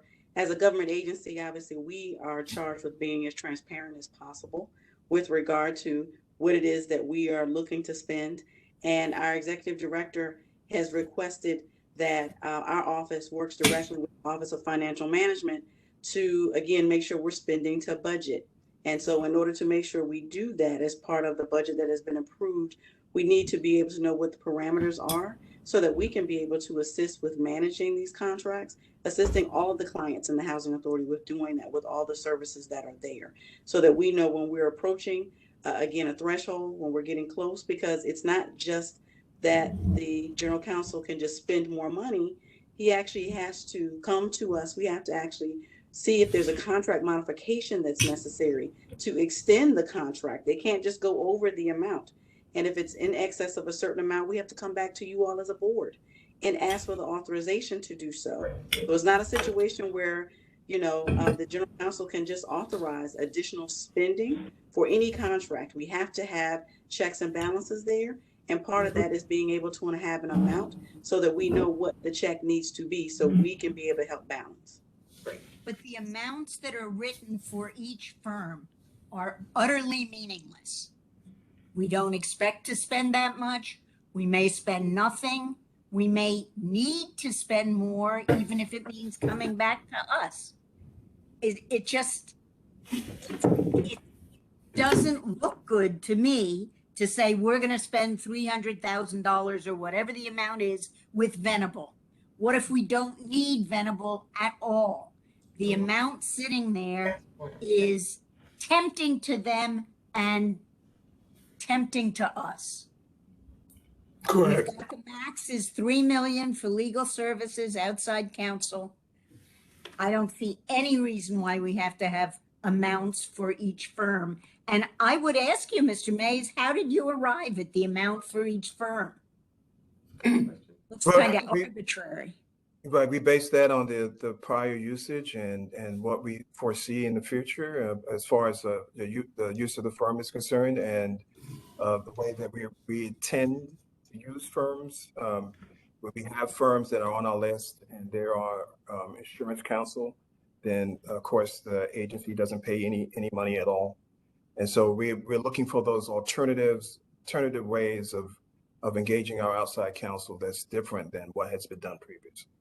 And that doesn't require amounts per firm in this overall bid. In order And for us you to be able said to get before that approval, in order for only us to get 4 of these firms had previously been used? I'm sorry, Commissioner, can you repeat that? Didn't you say before, in answer to a different question, that only 4 of these firms were repeaters? No, that's not The correct. firms we'd used in the past? No, that's not correct. How many are? I'd have to go through and count. If you want to wait for me to go through and count, I can do that. Well, I mean, is it half or less than half, more than half?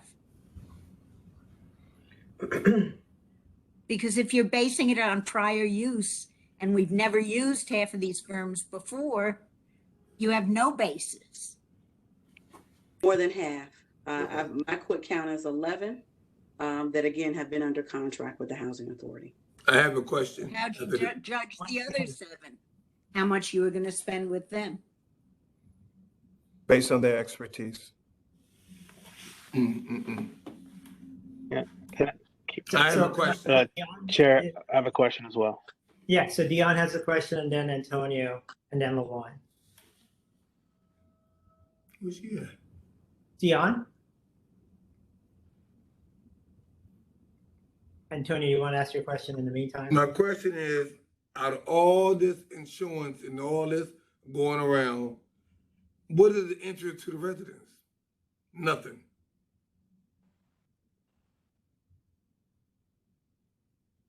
And I'm asking a simple question. What is the interest for the residents? Nobody knows. Yeah, Nobody, I do know. And I think that it should be known that, you know, the fact that we use these firms, you know, we have these firms as a contract, whether it's all of them or none of them. I mean, not some of them, but these contracts also provide opportunities for our families who may want to become legal professionals, that there's an opportunity for internship and other activities that these firms perform. And so that is an instance where there's a direct benefit to housing authority families. We've done this before in other arenas where there are funds set up for scholarships for kids to go to school. There's a benefit for internship, or mentorship that doesn't involve money, but just simply mentorship. So that there are a vast array of benefits. Excuse me, but earlier you were saying about, Mr. Queers was saying about somebody get burned out their apartment, and you just say it's on them, they gotta get this, gotta get that. But if it's y'all fault, we still gotta, y'all don't pay nothing. That's wrong. That is absolutely wrong to the residents. She wants the residents that is on a budget get Social Security to come out their pocket to do something that is your fault. And you trying to throw it at me like that? You know why I'm gonna vote. Thank you. I think Commissioner, that was regarding insurance, and that's a different discussion. If there's insurance that, and we don't want to discuss specific cases, but if there's insurance that is a result of the agency's fault, then of course the tenant is not liable for that. It's not. But you just said earlier though, the tenants will have to pay themselves for that. Then you stopped. The residents, tenant, excuse me, we're here for the residents, not what everybody thinking. And I don't see the residents get nothing, no hand out of it. I'm going to vote no. I'm telling like it is. All right, so let's, thanks, Antonio. I know LaJuan, you had a question, and then Jose. Dion, are you back on?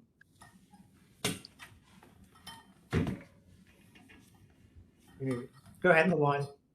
No, my comments were. Go ahead, Dion. Busser. I'm sorry, I apologize. I wanted to go back. Is it possible? Do we have to go? I want to go back to this law firm. Do we have to move forward with this resolution, including this law firm? That's number one. And number two, I do think that our general counsel, we have a responsibility to do due diligence when we're selecting firms like this that may be adversarial to what we're trying to get accomplished with our residents. So I am concerned, and my question is, can we move forward with the proposal without the particular law firm that is not in favor of our current right to return policies? Yes, Commissioner, you can revise the resolution to remove the law firm if you believe that the law firm engagement or contracts with that law firm would be detrimental to the agency. You make a motion to have that law firm removed. It'd be seconded, and that process is the resolution approval. Sure. Unfortunately, I don't know what law firm you're speaking of, so when I do make the amendment, I'll do so, excluding the law firm that we've agreed. Commissioner Slover, you've mentioned, we've all agreed that this particular law firm may not be in support of our right to return policy. So again, I don't know what law firm that is. I believe Commissioner Slover. I'd be happy to make the motion. Thank you. Okay, let's hear from Dion. Any more questions on that? Before we do a resolution? Thank you. No, please, I'm fine. Thank you. No, my comment was on the funding or the proposed or estimated funding per firm. And my comments on it is that many of these firms are small businesses, and it helps with planning and resourcing. They're not a big firm, some of them, that can just go back and just grab 10 other attorneys on a particular project without having some idea of how to budget. So I do think that it's necessary. Maybe could have been done differently, could have done buckets versus actual line items per firm, could have done buckets by small, mid, large. But I don't think it's necessarily a bad thing that there's some sort of way to estimate. Because if this was a bill and it just showed 3 million, the bigger firms would have probably more of the advantage because they could take up more of that money. And then we'll be having a different conversation than this resolution here, where there's a accurate representation of women-owned, small and minority-owned businesses on there. So I don't think that that's necessarily a bad thing. And I just wanted to make that or put that on the record for folks. And I mean, my procurement experience is probably not as high as the chairs or Ms. Bonds, but I have worked in agencies and procured a lot of things, including legal services. And I don't necessarily think this is a bad way to do it. My other comment is on the firms that we want to exclude.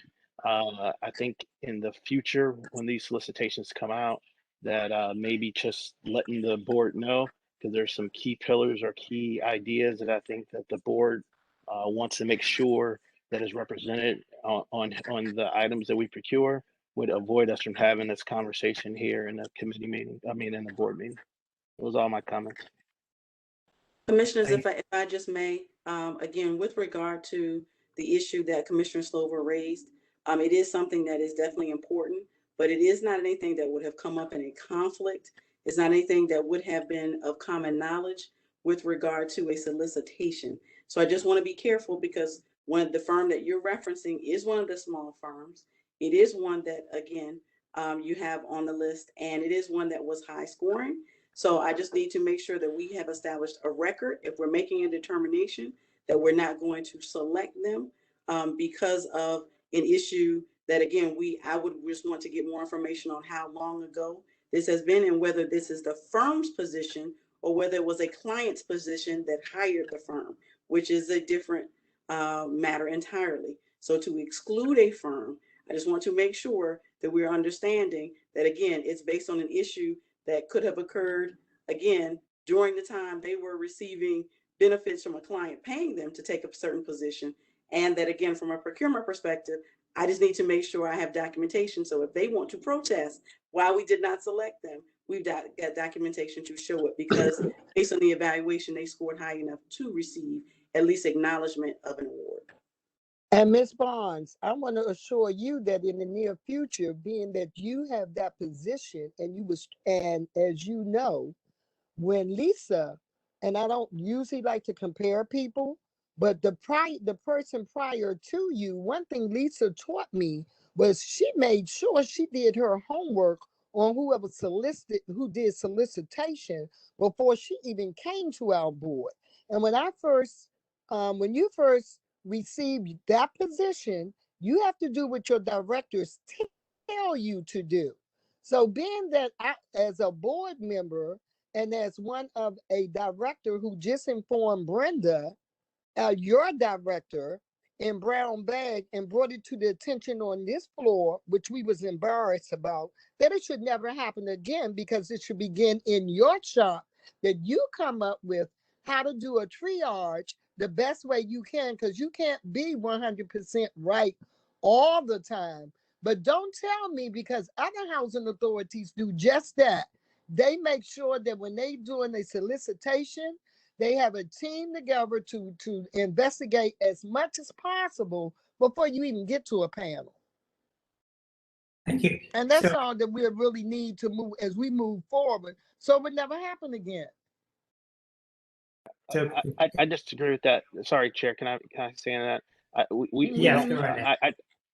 I disagree with that, because I think that the job, and I'm not telling you to do your job, is to be objective. And like I said, the things that Ms. Bonds brought up are it's a scoreable criteria that's objective, and that's how those things should be. I think it's up to the board. And Commissioner Strickland, I understand that, but small business, we can't sue you when you come here to work. And furthermore, you don't hire none of us. You can't hire none of us. And what we try to do is to give you some business, because remember, we have residents. But he has proven to us that residents can do small business too. No, so I'm we not have against to that. balance this. Could you just let him balance respond? out about this small business. No, but in this No, particular seriously, case, Neil, or any we case, do have to balance that out. We have residents that have small business. You can make that an objective criteria if that's the goal. Okay, you well, see, you see what I'm fine. saying? You see what I'm saying in that? What I'm saying is this: in things such as we don't like an issue that a firm took up, or those things, that's a subjective thing, and that's the pulse of the board. Then it comes to the board or through the committee we discuss. I don't think that we should put that responsibility to narrow down the field before it gets to the board, is what I'm saying. Well, I disagree with you, because that's why we get lawsuits. And we wouldn't have these type of lawsuits. And if residents learn to sue us, to sue the housing authority, like small businesses can do, then we would be all right. Okay, Commissioner Von Gosry, Commissioner Ortiz-Jones, you had a comment? You wanted to ask a question? And then we got to move on. Yeah, I just got a quick comment, and it's really on section 3, and it's based on the high scoring firm versus, for example, the action plan. The action plan for the first firm is kind of very loose. Then you go to the fourth firm, and the third firm that's really detailed and propose a great action plan. So I think in section 3, I would like to see some more detailed proposed plan, because I think it can be a great asset for residents to be able to take on some learning. But some of this didn't take a lot of thought. It was just simply saying, working skills training, workforce training, and other sufficient training versus other other firms that were a lot more specific, and you can measure and see, wow, they can really get something out of it. So I just want to bring that up to the attention. Great, thank you so much. Any other commissioners want to weigh in on this subject? Great, thanks. So Dion, if you wanted to move an amendment to the resolution to remove one of the, well, why don't you state what your amendment would be? Sure. And before I state the amendment, let me just say this, because again, I'm unaware of what particular law firm this is. And Vice President Bonds, I did hear what you said in terms of the criteria and how they were selected. I think the issue that I'm having with this is whether it was a client that they represented or was their position that they took. Again, I've said this repeatedly, we have a responsibility to ensure that we're protecting the residents that actually live in housing authority properties. We have that responsibility, and it's a very uncomfortable position to be in, knowing the housing crisis we're in the city. Many residents are being displaced across the entire city, and then having them to return and having that process even harder for them, knowing the conditions that we're in, the crisis that we're in, and the economic challenges that we're facing. It just puts a very uncomfortable feeling on me. Let me speak to as far as myself, to make a decision to select a law firm that we may or may not know as much information as we should. Now, while I don't think every responsibility is that of the staff, I do believe that there's some due diligence that must occur on the staff side to prepare the board so that we can accurately support the decisions that you all want us to make in the best interest of the residents. And I don't feel that I have that today. And that's why I'm reluctant to say, move forward with this particular law firm. But I do understand that we selected criteria. But my question is, did we do any due diligence regarding any of the actions that they may have taken in this particular case that will better suit us to make a decision? Did we do that? And apparently we did not. So I'm asking a question before I state my amendment. If we did it, then I can go with the group, and you can tell me that that was something that was done in the past, and we can move forward. But if we fail to do so, we have to protect the residents that we serve and ensure them a responsible action that they can move back if they're prepared and ready to do so. Let me just So that's say my concern. again, in reference to your question, due diligence would not have been involved in this particular matter that's been raised by Commissioner Slover. Again, he knows from historical knowledge and reference, again, about the issue and about the impact. That would not have been anything that anyone else would have, again, as part of an actual review of law firms, would have known to raise. So that's not part of diligence, because again, firms, as we've talked about before, can take different positions depending on who's paying them. That doesn't mean that's the position of the firm and that they truly believe in something. It's a matter of who's paying them to take a position. I'm not suggesting that that is their position, or it's not, or that they're a better firm than someone else. What I'm just suggesting is, again, that would not have been part of an evaluation criteria. The evaluation criteria would have been about the firm itself, and again, their background. And clearly we would have, again, do due diligence. And usually it's during the time we're actually issuing a task, as Greg has referenced, as far as any conflicts. But again, it would not necessarily have been, have you ever taken a position with regard to housing authority clients? And if so, was it in favor or against housing authority clients in a particular position? That would not have been anything we would have ever requested. And it's not anything that we would normally request. It is something that we can be able to ask, but it's not anything that can be actually evaluated, because it's not criteria similar to, do you have certifications? And what are your business enterprises? And what is your experience? So let me make a suggestion here. There are lots of questions in commissioners' minds about this particular law firm. I'm going to recommend that we table this resolution. I don't know which committee this comes through. Can somebody remind me of which committee it comes through? Operations. Operations, that we send this back to Operations Committee for further review, clarifications, tons of questions I'm sure we have for both Lori and Greg, and see if it moves forward in its original form with the 10 plus firms or less. That would be my recommendation for moving this forward. Mr. Chairman, I've been silent on this because I wasn't involved at all in any of the procurement planning or even the discussion about criteria, but I will say this, in terms of timing, it's my understanding that the current contracts expire September 22nd, is it, Lori? Yes. And that this whole procurement process has taken quite a bit of time, and so just I don't know if Ms. Bonds has a recommendation of moving forward on some of them, maybe the existing one. I don't know how to do that so that we're preserving some of the contracts. I know we have a couple of assignments that some of these law firms are currently working on, so we wouldn't want there to be a break in services. Right. If there's if there's a issue with the Goldblatt Martin Posen firm, as indicated previously, that firm can be removed from consideration. Can I ask something, Chair? Is it possible, what task order, what group will they be going after business in? And is there any immediate task orders for that group? If they're not, can we just put a hold on any task orders in that group until we get further clarification on that firm and just move forward with this as written, but just there's no task orders for whatever that group is until that comes before the committee or in front of the board as a whole? There's no current task order for the skill set of this firm. Commissioner Strickland, we can actually wait before we even move forward to execute a contract, let alone a task order, so there can be additional discussion with regard to this firm. Well, can we have that contract negotiations come back to the committee before any task orders or contract is initiated for that particular firm, and have the board weigh in on that?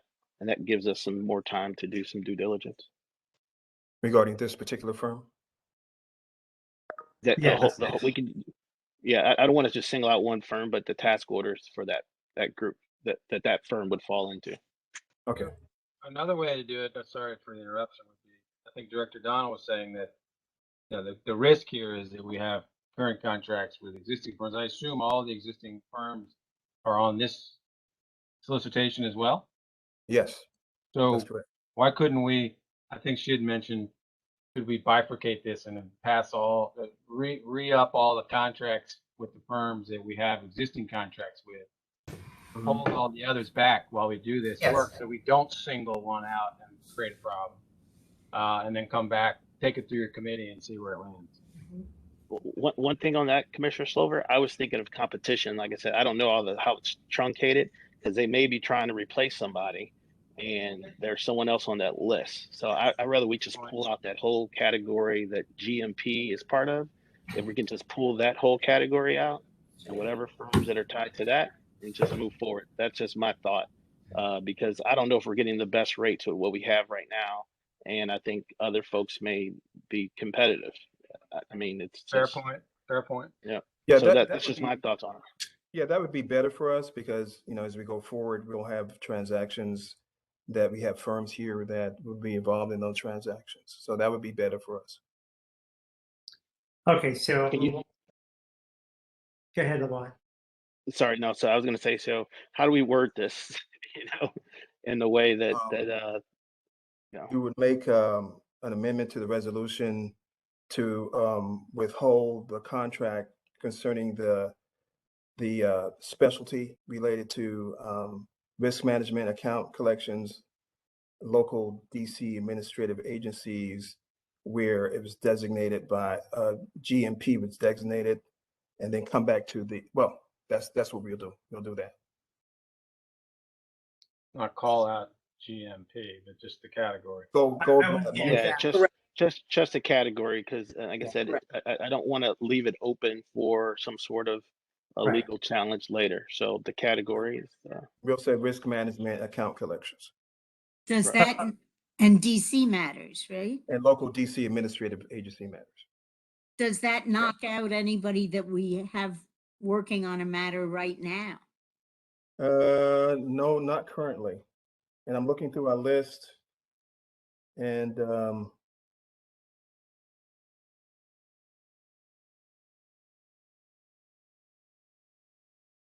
I think risk management and accounts collection would be more specific.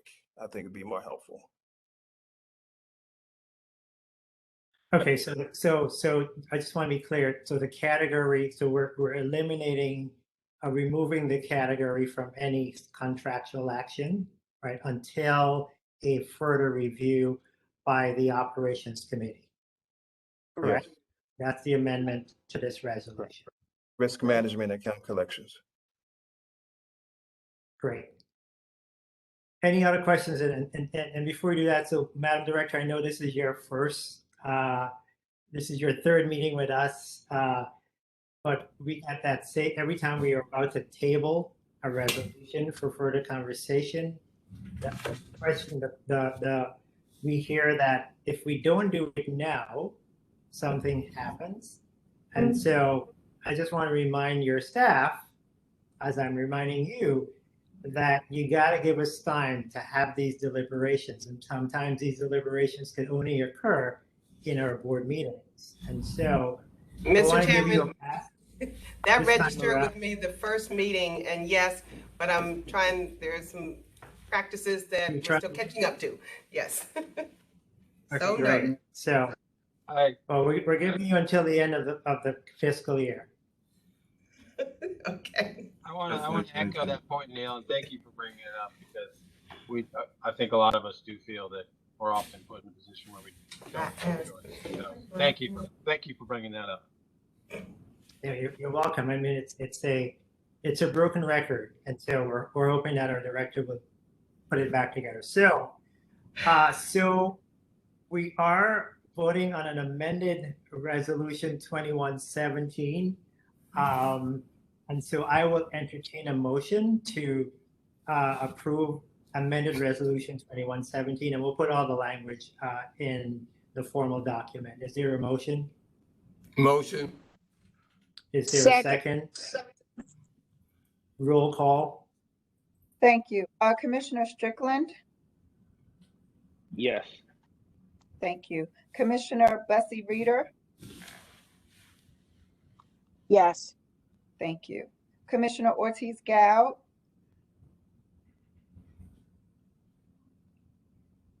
Commissioner Ortiz Gow? I'll circle back. Yes. Oh, thank you. Commissioner Von Gossary? Yes. Thank you. Commissioner Falchecchio? Yes. Thank you. Commissioner Talaferro? Yes. Thank you. Commissioner Slover? Yes, as amended. Thank you. Commissioner Hoffman? And you're muted. Yes. Thank you. Chairman Albert? Yes, is amended. Thank you. You have 9 yes. The resolution as amended is approved. Thank you. Before we go into the best part of the meeting, I just want to just address the staff for a little bit. So Brenda is relatively new in her role. I know we won't say that after the next 2 meetings, but I do think it's your responsibility to make sure that she's adequately prepared for these meetings, and that means getting information to committees ahead of time with sufficient time for deliberation, so that when we come to these board meetings, we're not spending this enormous amount of time deliberating a single resolution. I think it does a disservice to our public, and so I'm going to strongly encourage you to show your support for her by getting your stuff done in a much timelier manner than it's getting done right now. And so we're going to turn to our public witnesses.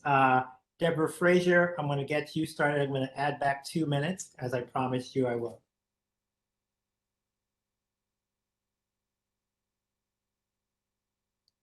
Deborah, are you still with us? Yes, I am. Always till the bitter end. So, let us, I want to talk about, okay, two things. First question, then I'll speak on the questions for the resolution. First question is, Board Director Donald, what can you share? You've got a new contract. What's the duration of the contract, and what's the salary? So she doesn't have a new contract yet. We're still in negotiations with the contract. But as soon as that's negotiated, it will be shared with everyone publicly.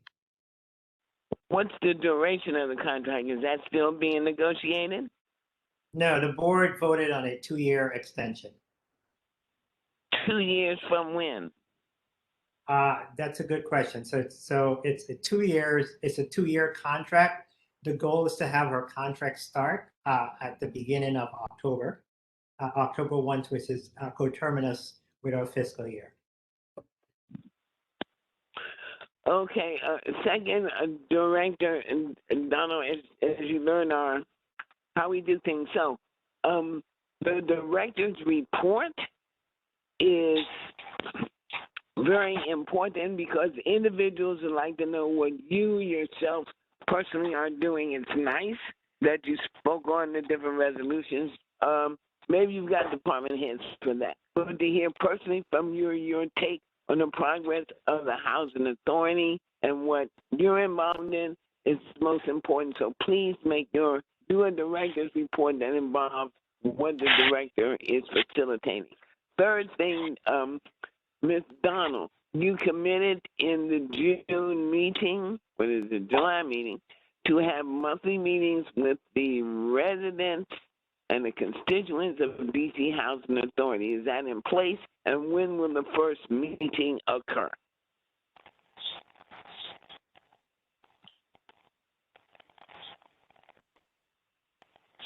Director Donald? I think she may have run to the ladies' room. I'm trying to find out where she is. But I can try and answer that. We've started meetings with the advocates, and we're in the process of finishing up our property tours. Those will end next week, and then we can work to start regular monthly meetings with the residents. So can we have a time on that and say that might be in place by the October board meeting? Yes, I will commit that we can have that in place by the October board meeting. Second, procedure. Have all of the constituents and stakeholders and the residents of DCHA been informed of the new leadership change and the new org chart? Director Donald, now that you're back, would you like to answer that question? I've just committed us to having meetings with the residents, monthly meetings with the residents starting before the next board meeting. And what was the other question? We meet regularly with residents in different forms, so I'm not sure exactly what that means. So I need to be clear about it. Which residents? Okay, being clear, not which residents, and we can decide. New York can develop a process for who, but that there is an open meeting in terms of transparency between you and the residents of the Housing Authority of the District of Columbia, how we select them and what happens, but that there is a monthly meeting where residents can speak with you directly. Sure, we'll come up with a plan for that. Okay. And then the other question, Director, is whether the public's been informed of your new contract and changes to the org chart. We did issue a press release and post on the website about my appointment. I don't know that everybody would know. Of course they wouldn't. And I have not presented a new org chart yet. Okay. In the discussion, so unfinished business that's hanging from previous administrations. One, the underhoused and overhoused unit. it seems, will you be addressing this as part of the new plan to increase rents and vacancies? Because there are several people that are overhoused. Will this be addressed in this process? Yes, I think that's what Commissioner Von Gosper always talks about, unit compliance. But I would say this, there's no proposal to raise rents. It's about collecting the rents that are owed. But Okay, yes, not asking that, just asking about the recurring problem of a single person in a 3-bedroom or one person in a 4-bedroom. So Yes, ma'am, you're we going to will address that yes, we'll be looking in into that plan. Yes. For the board, still unclear about what the emergency was that drove you all to a decision to take Ms. Donald from interim to permanent. Is there a statement? What was the emergency? So I can Anybody? answer. Yeah, no, I certainly can answer that question. After working with Ms. Donald for a couple of months and knowing her background, her expertise, her management skill sets, we made the decision, primarily led by Commissioner Ken Council, who isn't here, and myself, to pursue her in a more permanent role over a short period, over a 2-year period, to provide what I thought was much needed stability for the organization, but also to sort of clean up some of the areas that needed attention for someone who can serve for a much longer term. And so again, that action was taken in an emergency. We don't necessarily have an August board meeting. I wanted that action to occur in August, and so we called an emergency meeting then. So emergency was a reason to call the meeting, but the status of housing authority was not. There was no ongoing crisis at the housing authority that gendered an emergency. So right? So the term that we use for meetings that are not scheduled is emergency, and so this was not a regularly scheduled meeting. And your time is almost up. So please wrap up as soon as you can. Okay, semantics. Okay. The next thing I want to address is what, Mr. Albert, you may know better than the other one, but since there are lots of mayor appointees on the board, can we have a situation report on the proposed new commissioners coming additionally from the mayor, in addition to everybody she has, and the city council, and the housing choice voucher seat? What's the status of that? Especially with our new leadership, we're looking forward to have members of the board who are engaged and informed and active, more so than the present task. So can somebody speak to what's the status of these new board members? So Deborah, let me do this. Let me try and get an update. So I know there's council language that would add 2 board seats. That wouldn't take effect until October. Let me get a better status update on timing for that and process, and get back to you. Maybe in one of our regular meetings or between meetings. But I don't have sufficient information at this time to share with you, but I promise you I will get back to you. So it may be a case that we find out when they show up and are improved at the October board meeting. Yeah, that could occur. Yeah. I don't know if that could occur, but let me find out what's happening and I will share that with you. Okay, so moving along, noting with what Commissioner Slover brought up about the possible conflict of interest with that. Huh? Would you wrap up because you're far over time right now? Okay, okay, all right, treat me like that. The right to return, which came up earlier, has not, to our understanding, been codified, whatever that means. So the guaranteed right to return to your property is, I understand, somewhere in limbo with the housing authority. Can you all make So some? yeah, so let me give you an update. So that's in our general counsel's office right now. He assured the board earlier today that in a matter of weeks, that it will get to the board's attention. And so that's as much as we can share with you right now. So that would be guaranteed, not possibility. He's guaranteed it will get to us in 2 weeks, in a couple of weeks. All right, so we'll hear about that from the next board meeting too.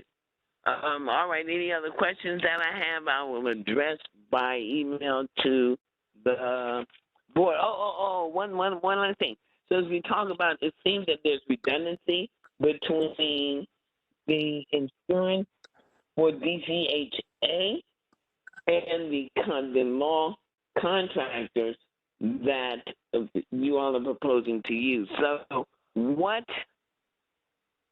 it seems that there's coverage from both ways. So specifically for us, who represents DCHA when the tenant is in, landlord and tenant, either suing housing authority for return of my security deposit or something? Will one of these outside law firms do that, or is that the purview of OGC?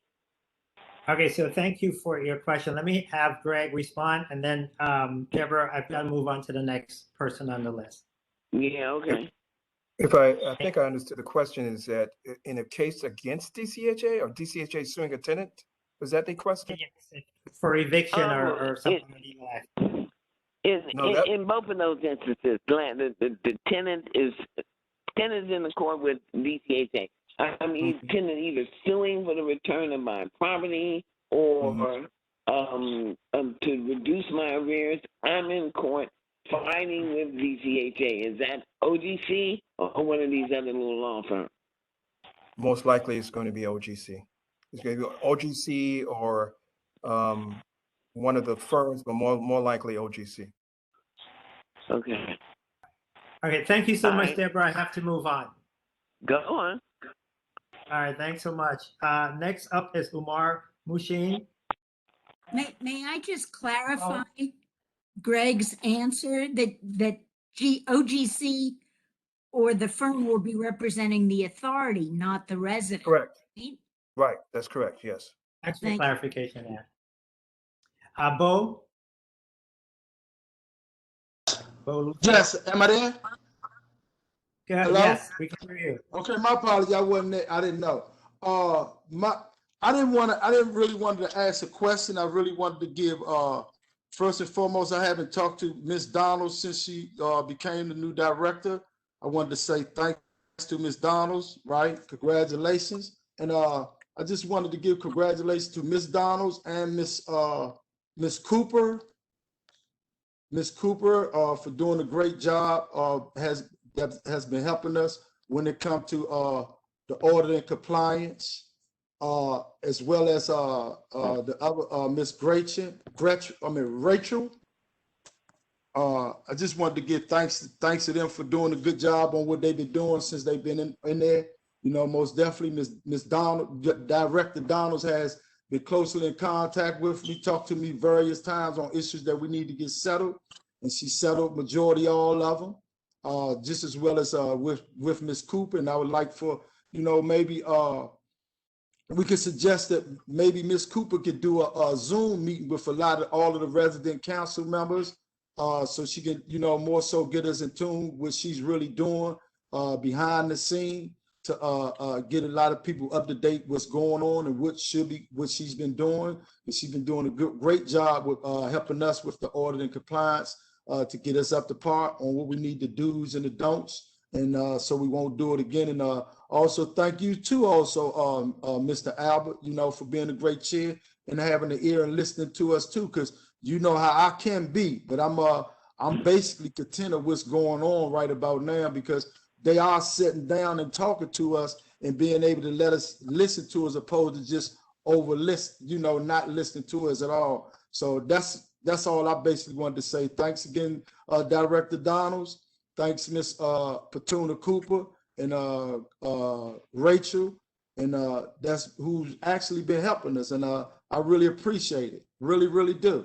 Because I've been going through a lot of mess, since I became the president of this building, right? A whole lot of mess, and we're not gonna get into that. But so far, since we got this new director, along with Miss Cooper and Rachel, man, I mean, from what I see, I can say they doing a great job. It's the bomb to me. Because it gives Thank me you a so much, chance Bo. and everybody else on the board too, but I'm only speaking mainly on them because I know they just came on board, and everybody on this board know how I can be. And I got good energy from those people that's, that just got on the board. And I say that from the heart, because it's been really, really helping us up in this building. Thank you so much, Bo, for your kind words. And You're welcome. Join you in saying congratulations to Brenda and Petuna and Rachel and the team for really stepping up, particularly in your case. Thank you so much.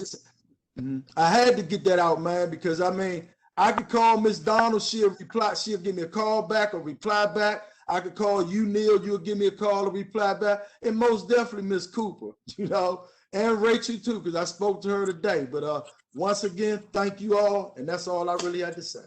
Thank you so much. Next up is Patricia Malloy. Pat, I see you waiting patiently. Good afternoon, everyone. Good afternoon. I'm going to be a hard act to follow behind Bo. But listening to the budget, my concerns is in regard to Lincoln Heights right now. State DC, why was the check sent to the residents of Lincoln Heights and not the agency itself? Also, for the residents who chose to cash the check, what has been put in place to recruit the money that was intended for back rent?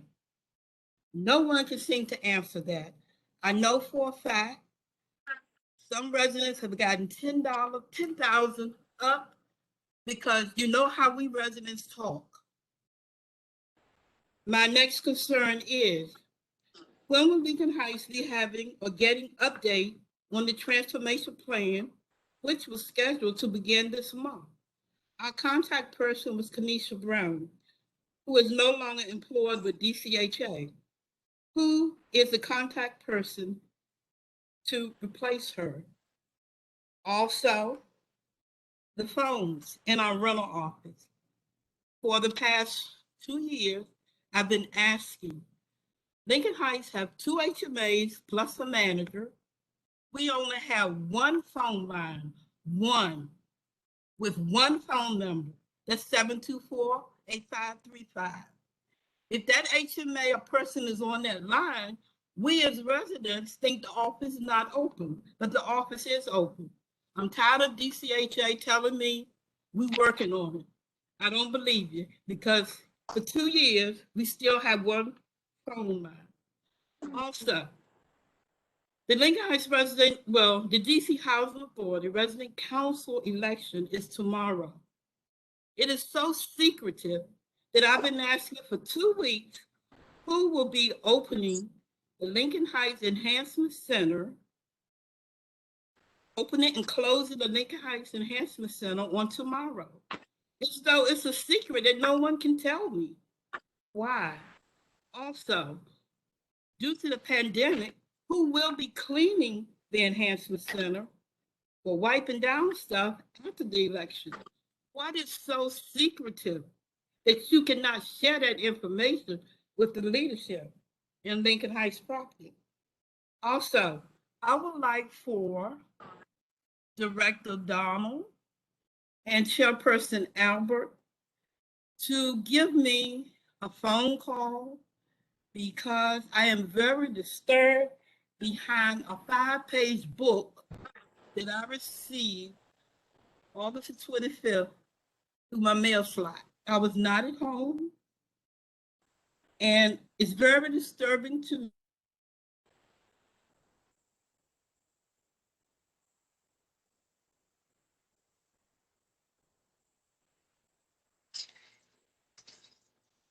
Pat, are you there?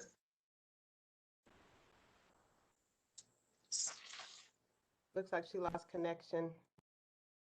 Yeah. I do have responses for her when she comes back. Okay. So in the meantime, let's move on to Heather Day. Ms. Day. Shanta High.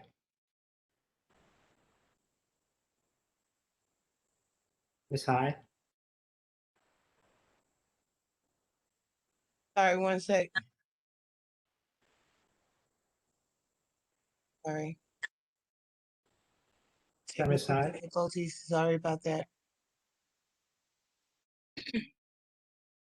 You can go ahead when you're ready. Yes, I'm here. Okay, go ahead, Ms. High. Waiting for this one thing. Thank you and good evening. Good afternoon to all of you in attendance today. Hebrews 6:10. God is not unjust. He will not forget your work and the love you have shown him as you have helped his people and continue to help them. I am Ms. Shantae Hyde, the president of the Council at Park Morton. I will not sit before you as if I have before with myself guarded. Today, I am going to be vulnerable. My humanity and my motherhood, my femininity and my emotions will be unveiled before you today. So if I cry, my tears will flow from a place of anguish, distress, caring, resilience that many of you may not have known before ever in your lifetime. And DCHA is well aware that there were 2 shootings in my community recently and one person perishing.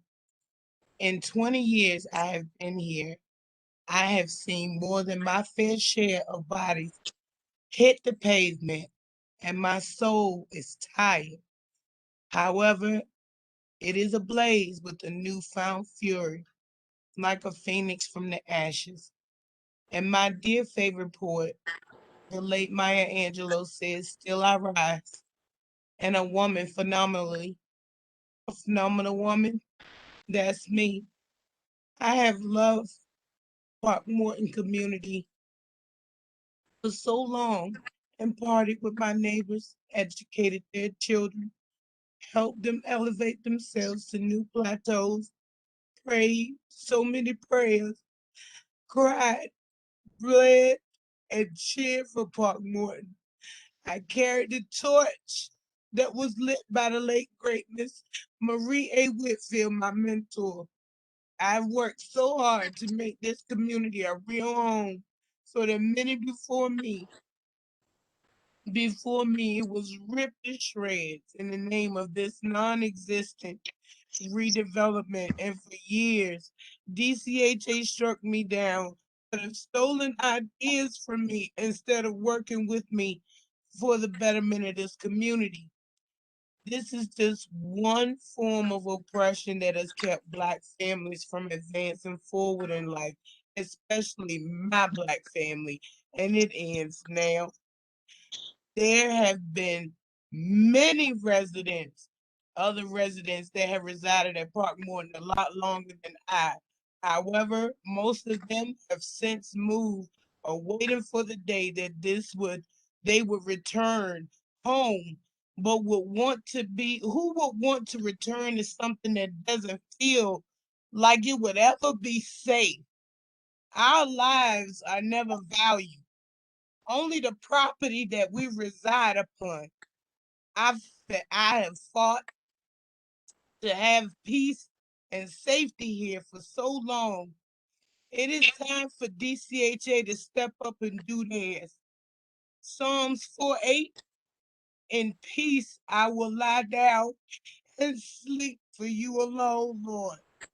Make me dwell in safety. I am Shantae High. president of the council at Park Morton, and thank you today. Thank you so much, Ms. High. Rose Burbridge. Rosa Ratter Burbridge. Is Burbridge on?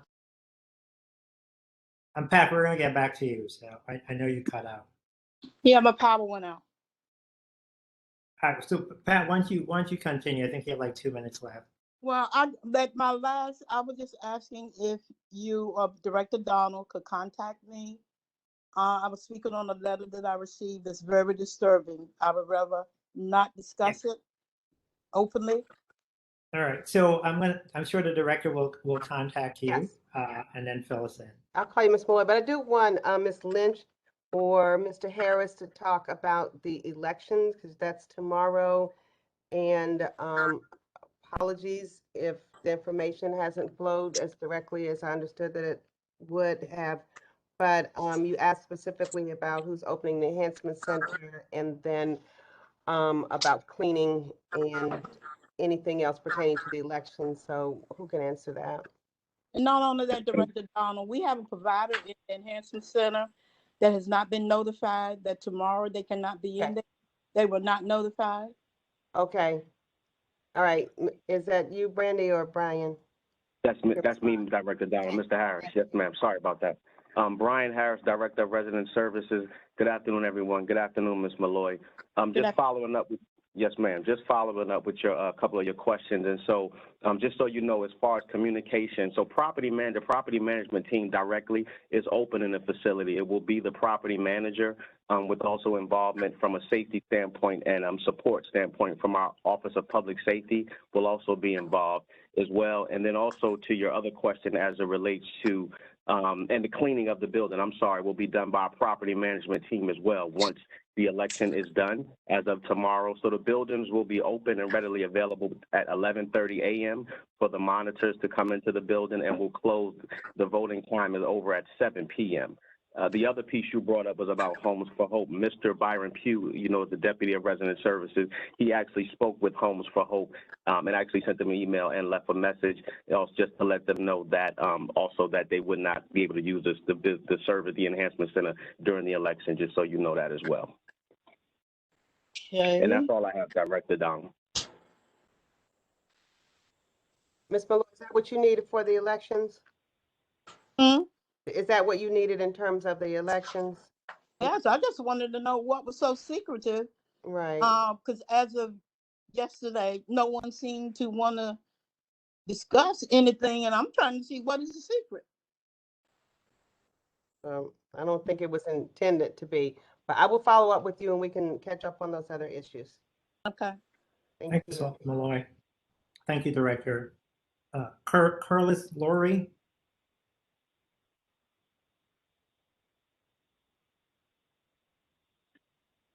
Lori. Hi.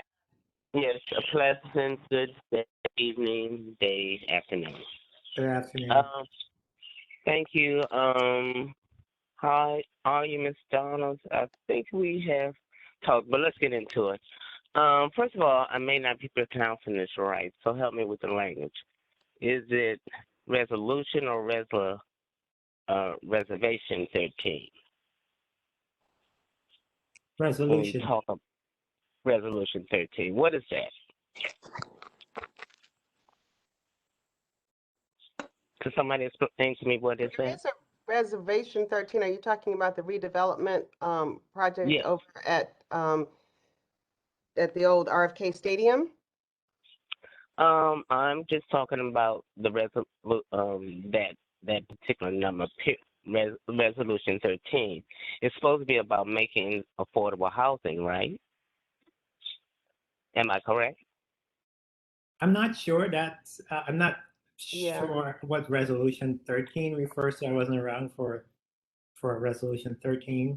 But is there a specific question on? Yes, I wanted to, because what I'm saying, it looks like we're in bed with a lot of developers that are not from DC that are being hired, that it seems like a lot of them are getting money for doing nothing. They don't live here. They don't know what's going on here. They hire people from here to tell them what's happening. That is what I'm saying. So I'm saying that is a problem. Also, and I want you to know that the residents are looking at that. And all that we see is them developing department stores with apartments over top of it, easing out, homes, ownerships, and different things like that. So just wanted to let you know that the residents are taking a look at that. And is that for the residents? I don't know. Because who are these developers that don't have no interest in us? So let's move on. I'd like to know, is there any person on the RAD team, any resident like myself on the RAD team that can help you guys move through this a little more effectively? Like you say, you're in Kenilworth. Somebody just said that you're supposed to start some developing over there. They got a telephone that ain't been working for 2 years. So where's all the money going? We sit here and talk about these lawyers that we're hiring and that we just have money sitting there. And what happens to that money at the fiscal year? What happens to the money at the fiscal year that is just sitting there, and where does it go to? Does it go back in the pot? Does it go to the residents? No, fiscal year, sorry. Language may be wrong, but I'm sure y'all understand exactly what I'm saying. And I meant overstand. So taking a look at that, I'm trying to look at all my notes. So we got a lot of people popping for nothing who don't even live here, that don't know the residents, and we continue to give. We got a new fiscal year budget, and that's asking for more money. So did we spend all the money from 2020? And if we didn't, where's that money going? And if we did, well, evidently we did because we're asking for more money. So we spent the money that we had for 2020. Now we're asking for another couple of million. I had the numbers written down somewhere, but I'm a little confused. But just to let you know that I was listening very well to what's happening. And is that Mr. Gould and Ms. Donald on the phone? Yes, this is Ms. Donald. Mr. Gould, are you on the phone too? I don't know if there's a Mr. Gould on this call. Oh, okay, well, maybe not. Maybe not. Ms. Maybe not. Donald is the executive director, and you have a minute left. All right, and with my minute left, I'd like to address the issues of my apartment being flooded, that you moved me out of the apartment, that you put a Band-Aid on. You gave me a floor. You said you're redoing my apartments here, so you had to give me a new floor because I keep flooding. You didn't fix the flooding problem. You didn't fix the major problem. And now I have a problem with whoever moved me out to another apartment, whoever moved my stuff out of the apartment, took apart my antique mirror and has not put it back together. Yes, I've talked to my rental office. I've called them. I've left several messages as to get in touch with the movers to have them to come and put my antique mirror, dresser back together, and I haven't heard from anyone. I want somebody on here to take care of that. Yes, ma'am. And then let's talk about the work that hasn't been finished. That's in the budget. No new cabinets. I have a new floor. So you're telling me you're gonna move me back out again when you come to fix the 8 apartments that you have the people in here already that were dealing with mold from upstairs, from the 3rd floor to downstairs. Ms. Lori, so why I'd don't like we to have someone. So I like for Ms. Donald, since she's the new person, to personally, and first of all, let me thank Mr. Garrett. Mr. Garrett, whoever knows Mr. Garrett, please tell Tony Garrett that Ms. Lowry thanks him for the information that has allowed us to be able to ask these questions, that the information that he has put on the table that has allowed residents to get the information that we have right now, that has allowed us to ask the questions and put the questions on the table that need to be put on the table. Thank you. So, Thank Brenda, can Mr. you respond Garrett. to Ms. Lowry so we can move on to the next person? Yes, the issue about her furniture and her antique dresser, and that's something that Ms. Lynch and somebody from her team can follow up on. But I'll be happy to talk to you, Ms. Lowry, about other issues that you've raised. Management has actually reached out to the movers, and they're just waiting for them to respond back. The management will get in contact with you, Ms. Lowry, and let you know exactly when they're coming back. Thank You you, know, Brenda. it just makes no sense that it has to take. You know how long I've been back in my apartment? I've been asking this, and now that I send an email, I get a response. So yes, yes, we're talking about this again. Yes, we're talking about the flooding, and yes, we're talking about the heat and air conditioning that I do not have on my side of the apartment. If we can address those, and that be okay, I'm really good. And I Great. do So, appreciate the work. Thank you. so Ms. Lynch or someone from DCHA will be following up with you. Thank you so much, Ms. Laurie. Let's move on to the truth belt.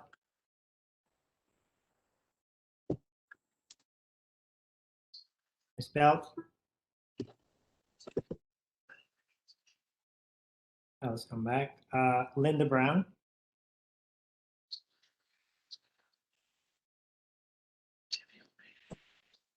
Linda Brown.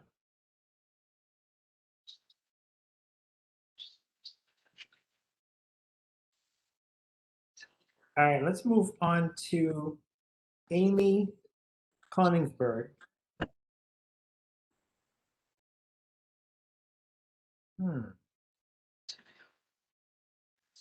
Amy, are you able to hear us or join us or see us?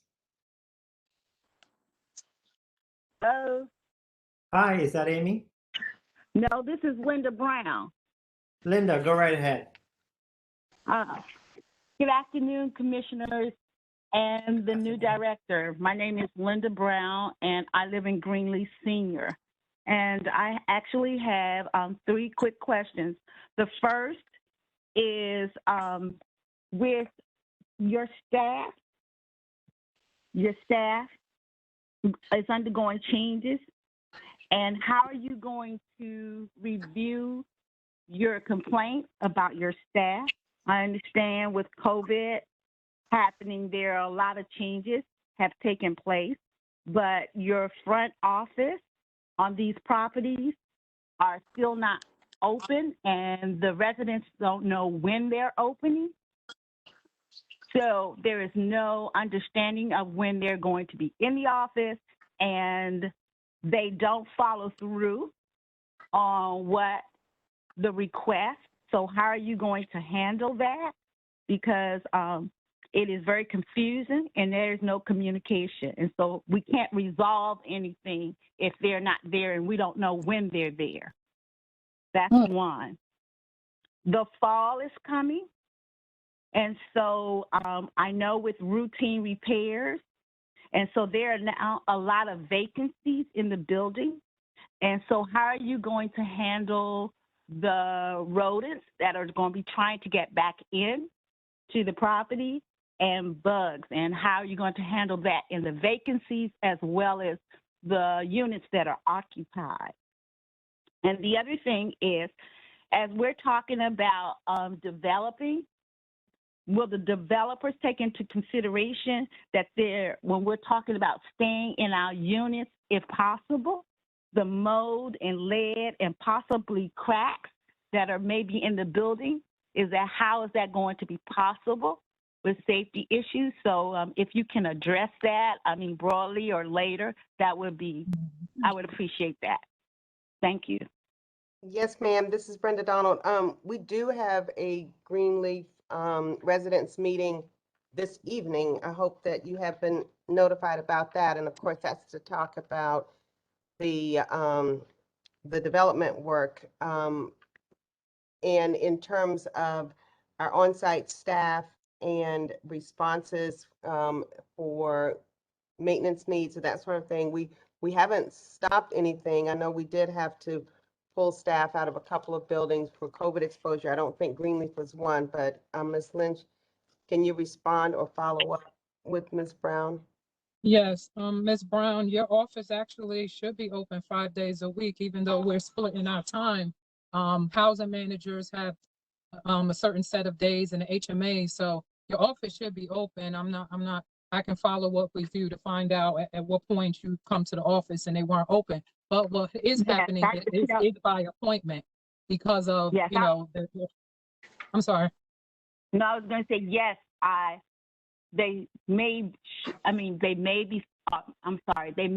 supposed to be open, but they're not. And I can give you actually last week when I was in there, and they were supposed to be open on Monday, but they weren't. And she came back in Tuesday, and I was asking her for some information that I wanted her to print out, which she couldn't print out, and she didn't tell me why she couldn't print it out. And so I actually called, and I got another person, and he said the same thing. Something as simple as this could have been handled in the office. So I want you to be aware, it's just not Brandy, do you mind following up what it's directly? Yeah, Ms. Yes, Brown, I can follow up I with think you. there are a whole lot of nuances to this issue. Right. And so if you can follow up with Ms. Brown directly, I'd appreciate it. Yeah, Ms. Brown, I'll get your contact number and I'll call you. Yes, that's fine. Thank you so much, Ms. Brown. Can I add a point to that, Neil? I'm Yes. sorry. Yeah, no, go ahead. I think we asked for an update on Greenleaf as a board a couple weeks ago. When can we expect that?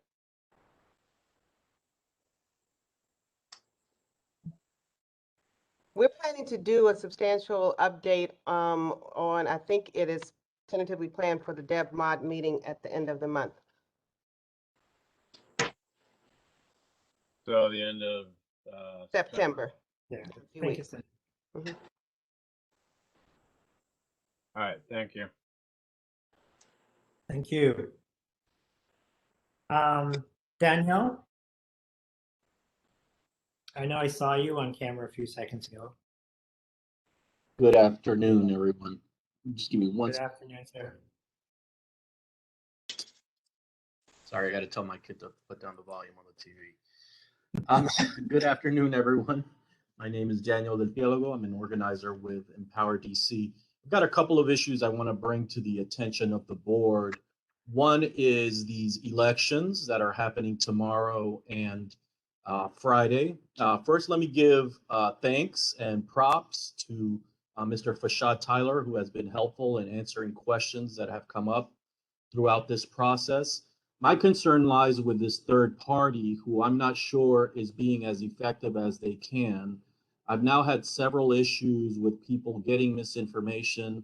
I've attended these meetings, several, where, for example, I was at the meeting at Sibley. The representative there only brought 4 applications and got mad at Mr. Talaferro for grabbing a couple of them and said, now I got to go back and get some more. Why would you come to a meeting with only 4 applications was my question. Yesterday, I received a call from a resident, a senior at Greenleaf, who ended up at Lincoln Road because that's where she had been told a meeting for people who were going to work the polls was going to be. However, the meeting, if I'm not mistaken, was going to happen at Lincoln Heights or at one of the Lincoln properties, but not Lincoln Road. So she is now very concerned that she will not be able to, well, her question is, will I be able to work? You know, she was depending on getting that little cash for her needs. I've gotten several calls from residents about, am I actually hired? And Mr. Fashad Tyler did help to clarify that, you know, I think up until last week, a call was going to go out to residents, but it appears that residents weren't told, yes, application received, you're good to go, here are the next steps. So I don't know what process the board has, if it's a process of the board or of the staff of evaluating how effective this third party is, but I think it is time to do that. I think you should also focus on turnout, like what has turnout been? I've seen results from past elections that have been dire, 2 to 3 people voting on properties, which, most of DCHA's properties are huge, are big properties.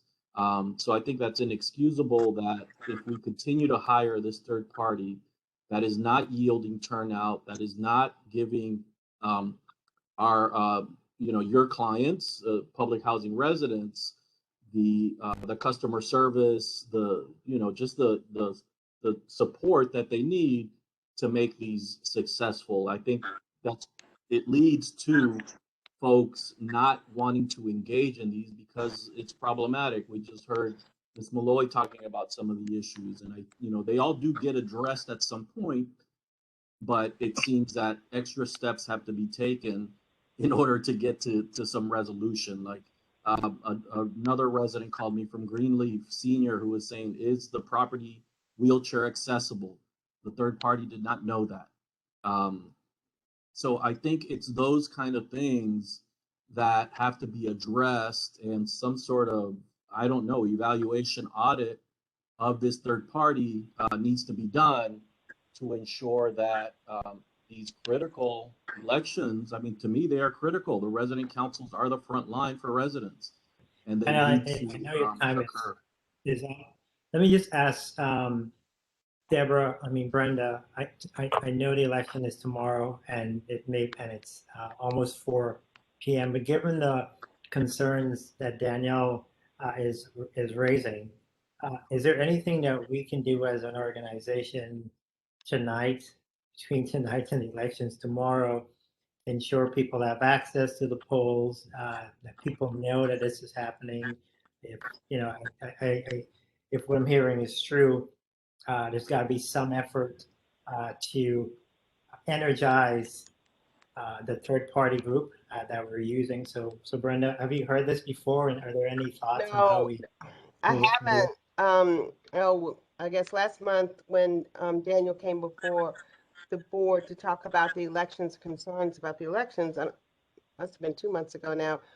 That was that there wasn't enough communication, that people weren't aware, and so we were asked if we could delay, which we did, and then had a follow-up meeting with the third-party monitor who, gets selected through some process that happened, some time ago. And so certainly take your caution about what type of oversight and criteria we should have for the next one. That's not going to help us tomorrow. But so the elections were delayed a week or two, and then notices were distributed to residents at all the properties. I was told kind of a door to door, and reposting of information and new information sessions held. I did get a report earlier this week of all the property property by property with the list of candidates. And so there were a few where there weren't even any candidates. I don't know how to address turnout like overnight. If there's some specific recommendations, I'm sure our staff is going to be working really hard as the team that's doing the outreach. Plus, we can bring on our navigators. I'm not sure if we know, and Fashad is not on here. I don't know, Brian, if you're going to respond to that.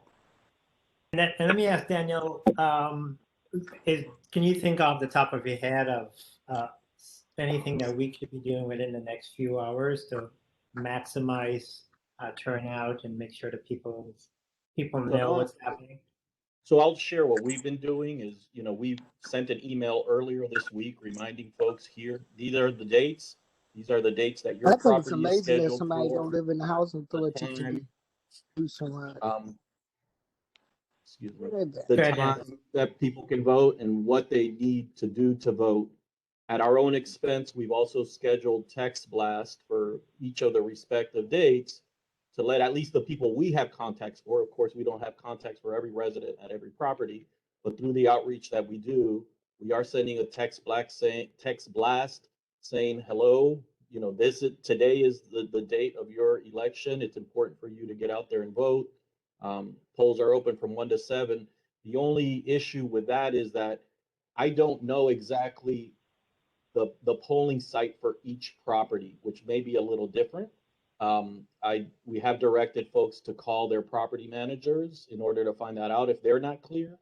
But I think it does take that level of kind of very pointed outreach to get folks done. I realize we're at the end of the arc of all of this, but I'm hoping that this will be taken into consideration as we move forward with all of this.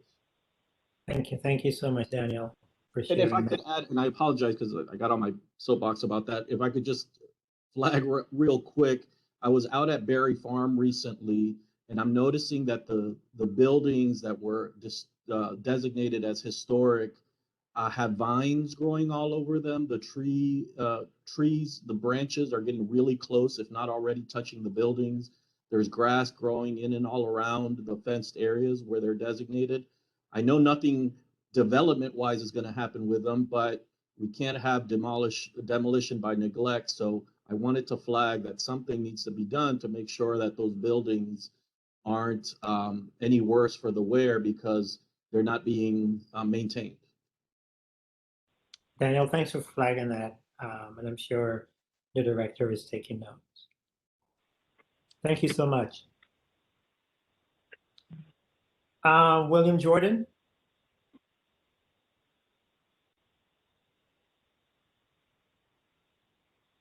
Is William? Yeah, William, I know you're on. Can you hear us?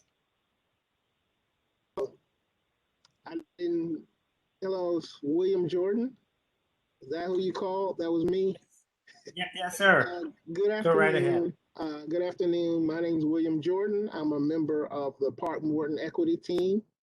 I want to first thank Director Donald and Ms. Miller for putting up with me as we try to work through the Park Morton Equity Plan. And that I just want to warn them, I will continue to be a pain in the butt until we have equity for the residents of Park Morton. But one of the things I wanted to speak to is related to the budget and contracts discussion we had earlier today. You know, one of the reasons that we created the Park Morton Equity Plan is we're seeing what we're seeing with the project now. I have a presentation that talks about how everyone else is going to benefit from contracts and benefit economically from the project, but no residents, right? I can show, you know, I'm not seeing contract. The whole purpose of trying to do these kind of things is that these projects, especially these privatization projects, should improve the economic position and health of our residents. They should benefit from this process. And without things such as the equity plan that makes residents real equitable partners in this process, they lose out. So they get housing, but their family is not any better off than it was when this process started economically. And if we're going to move residents with vouchers and all these other things into the private market, it must improve who they are, the strength of their families, their strengths as individuals.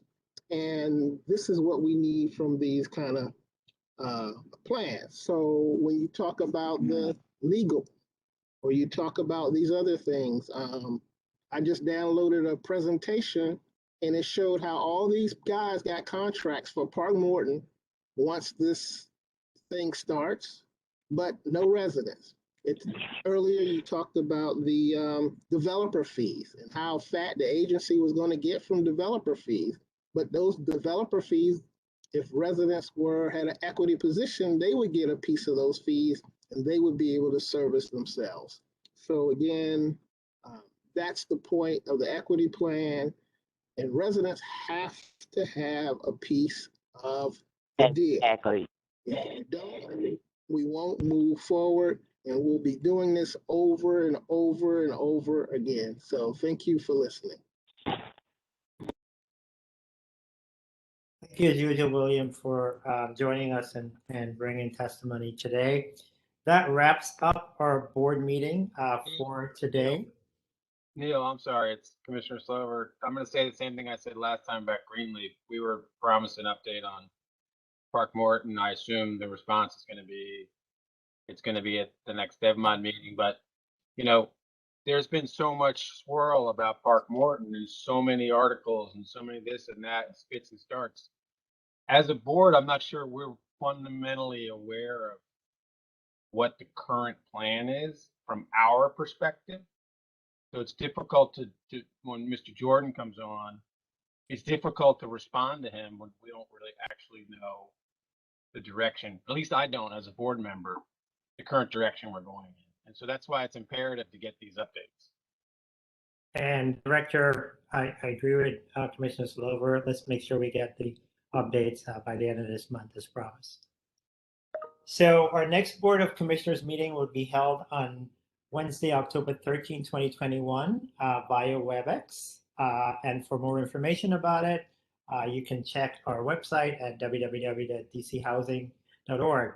Have a good evening, everyone, and thanks for joining us. Till next time.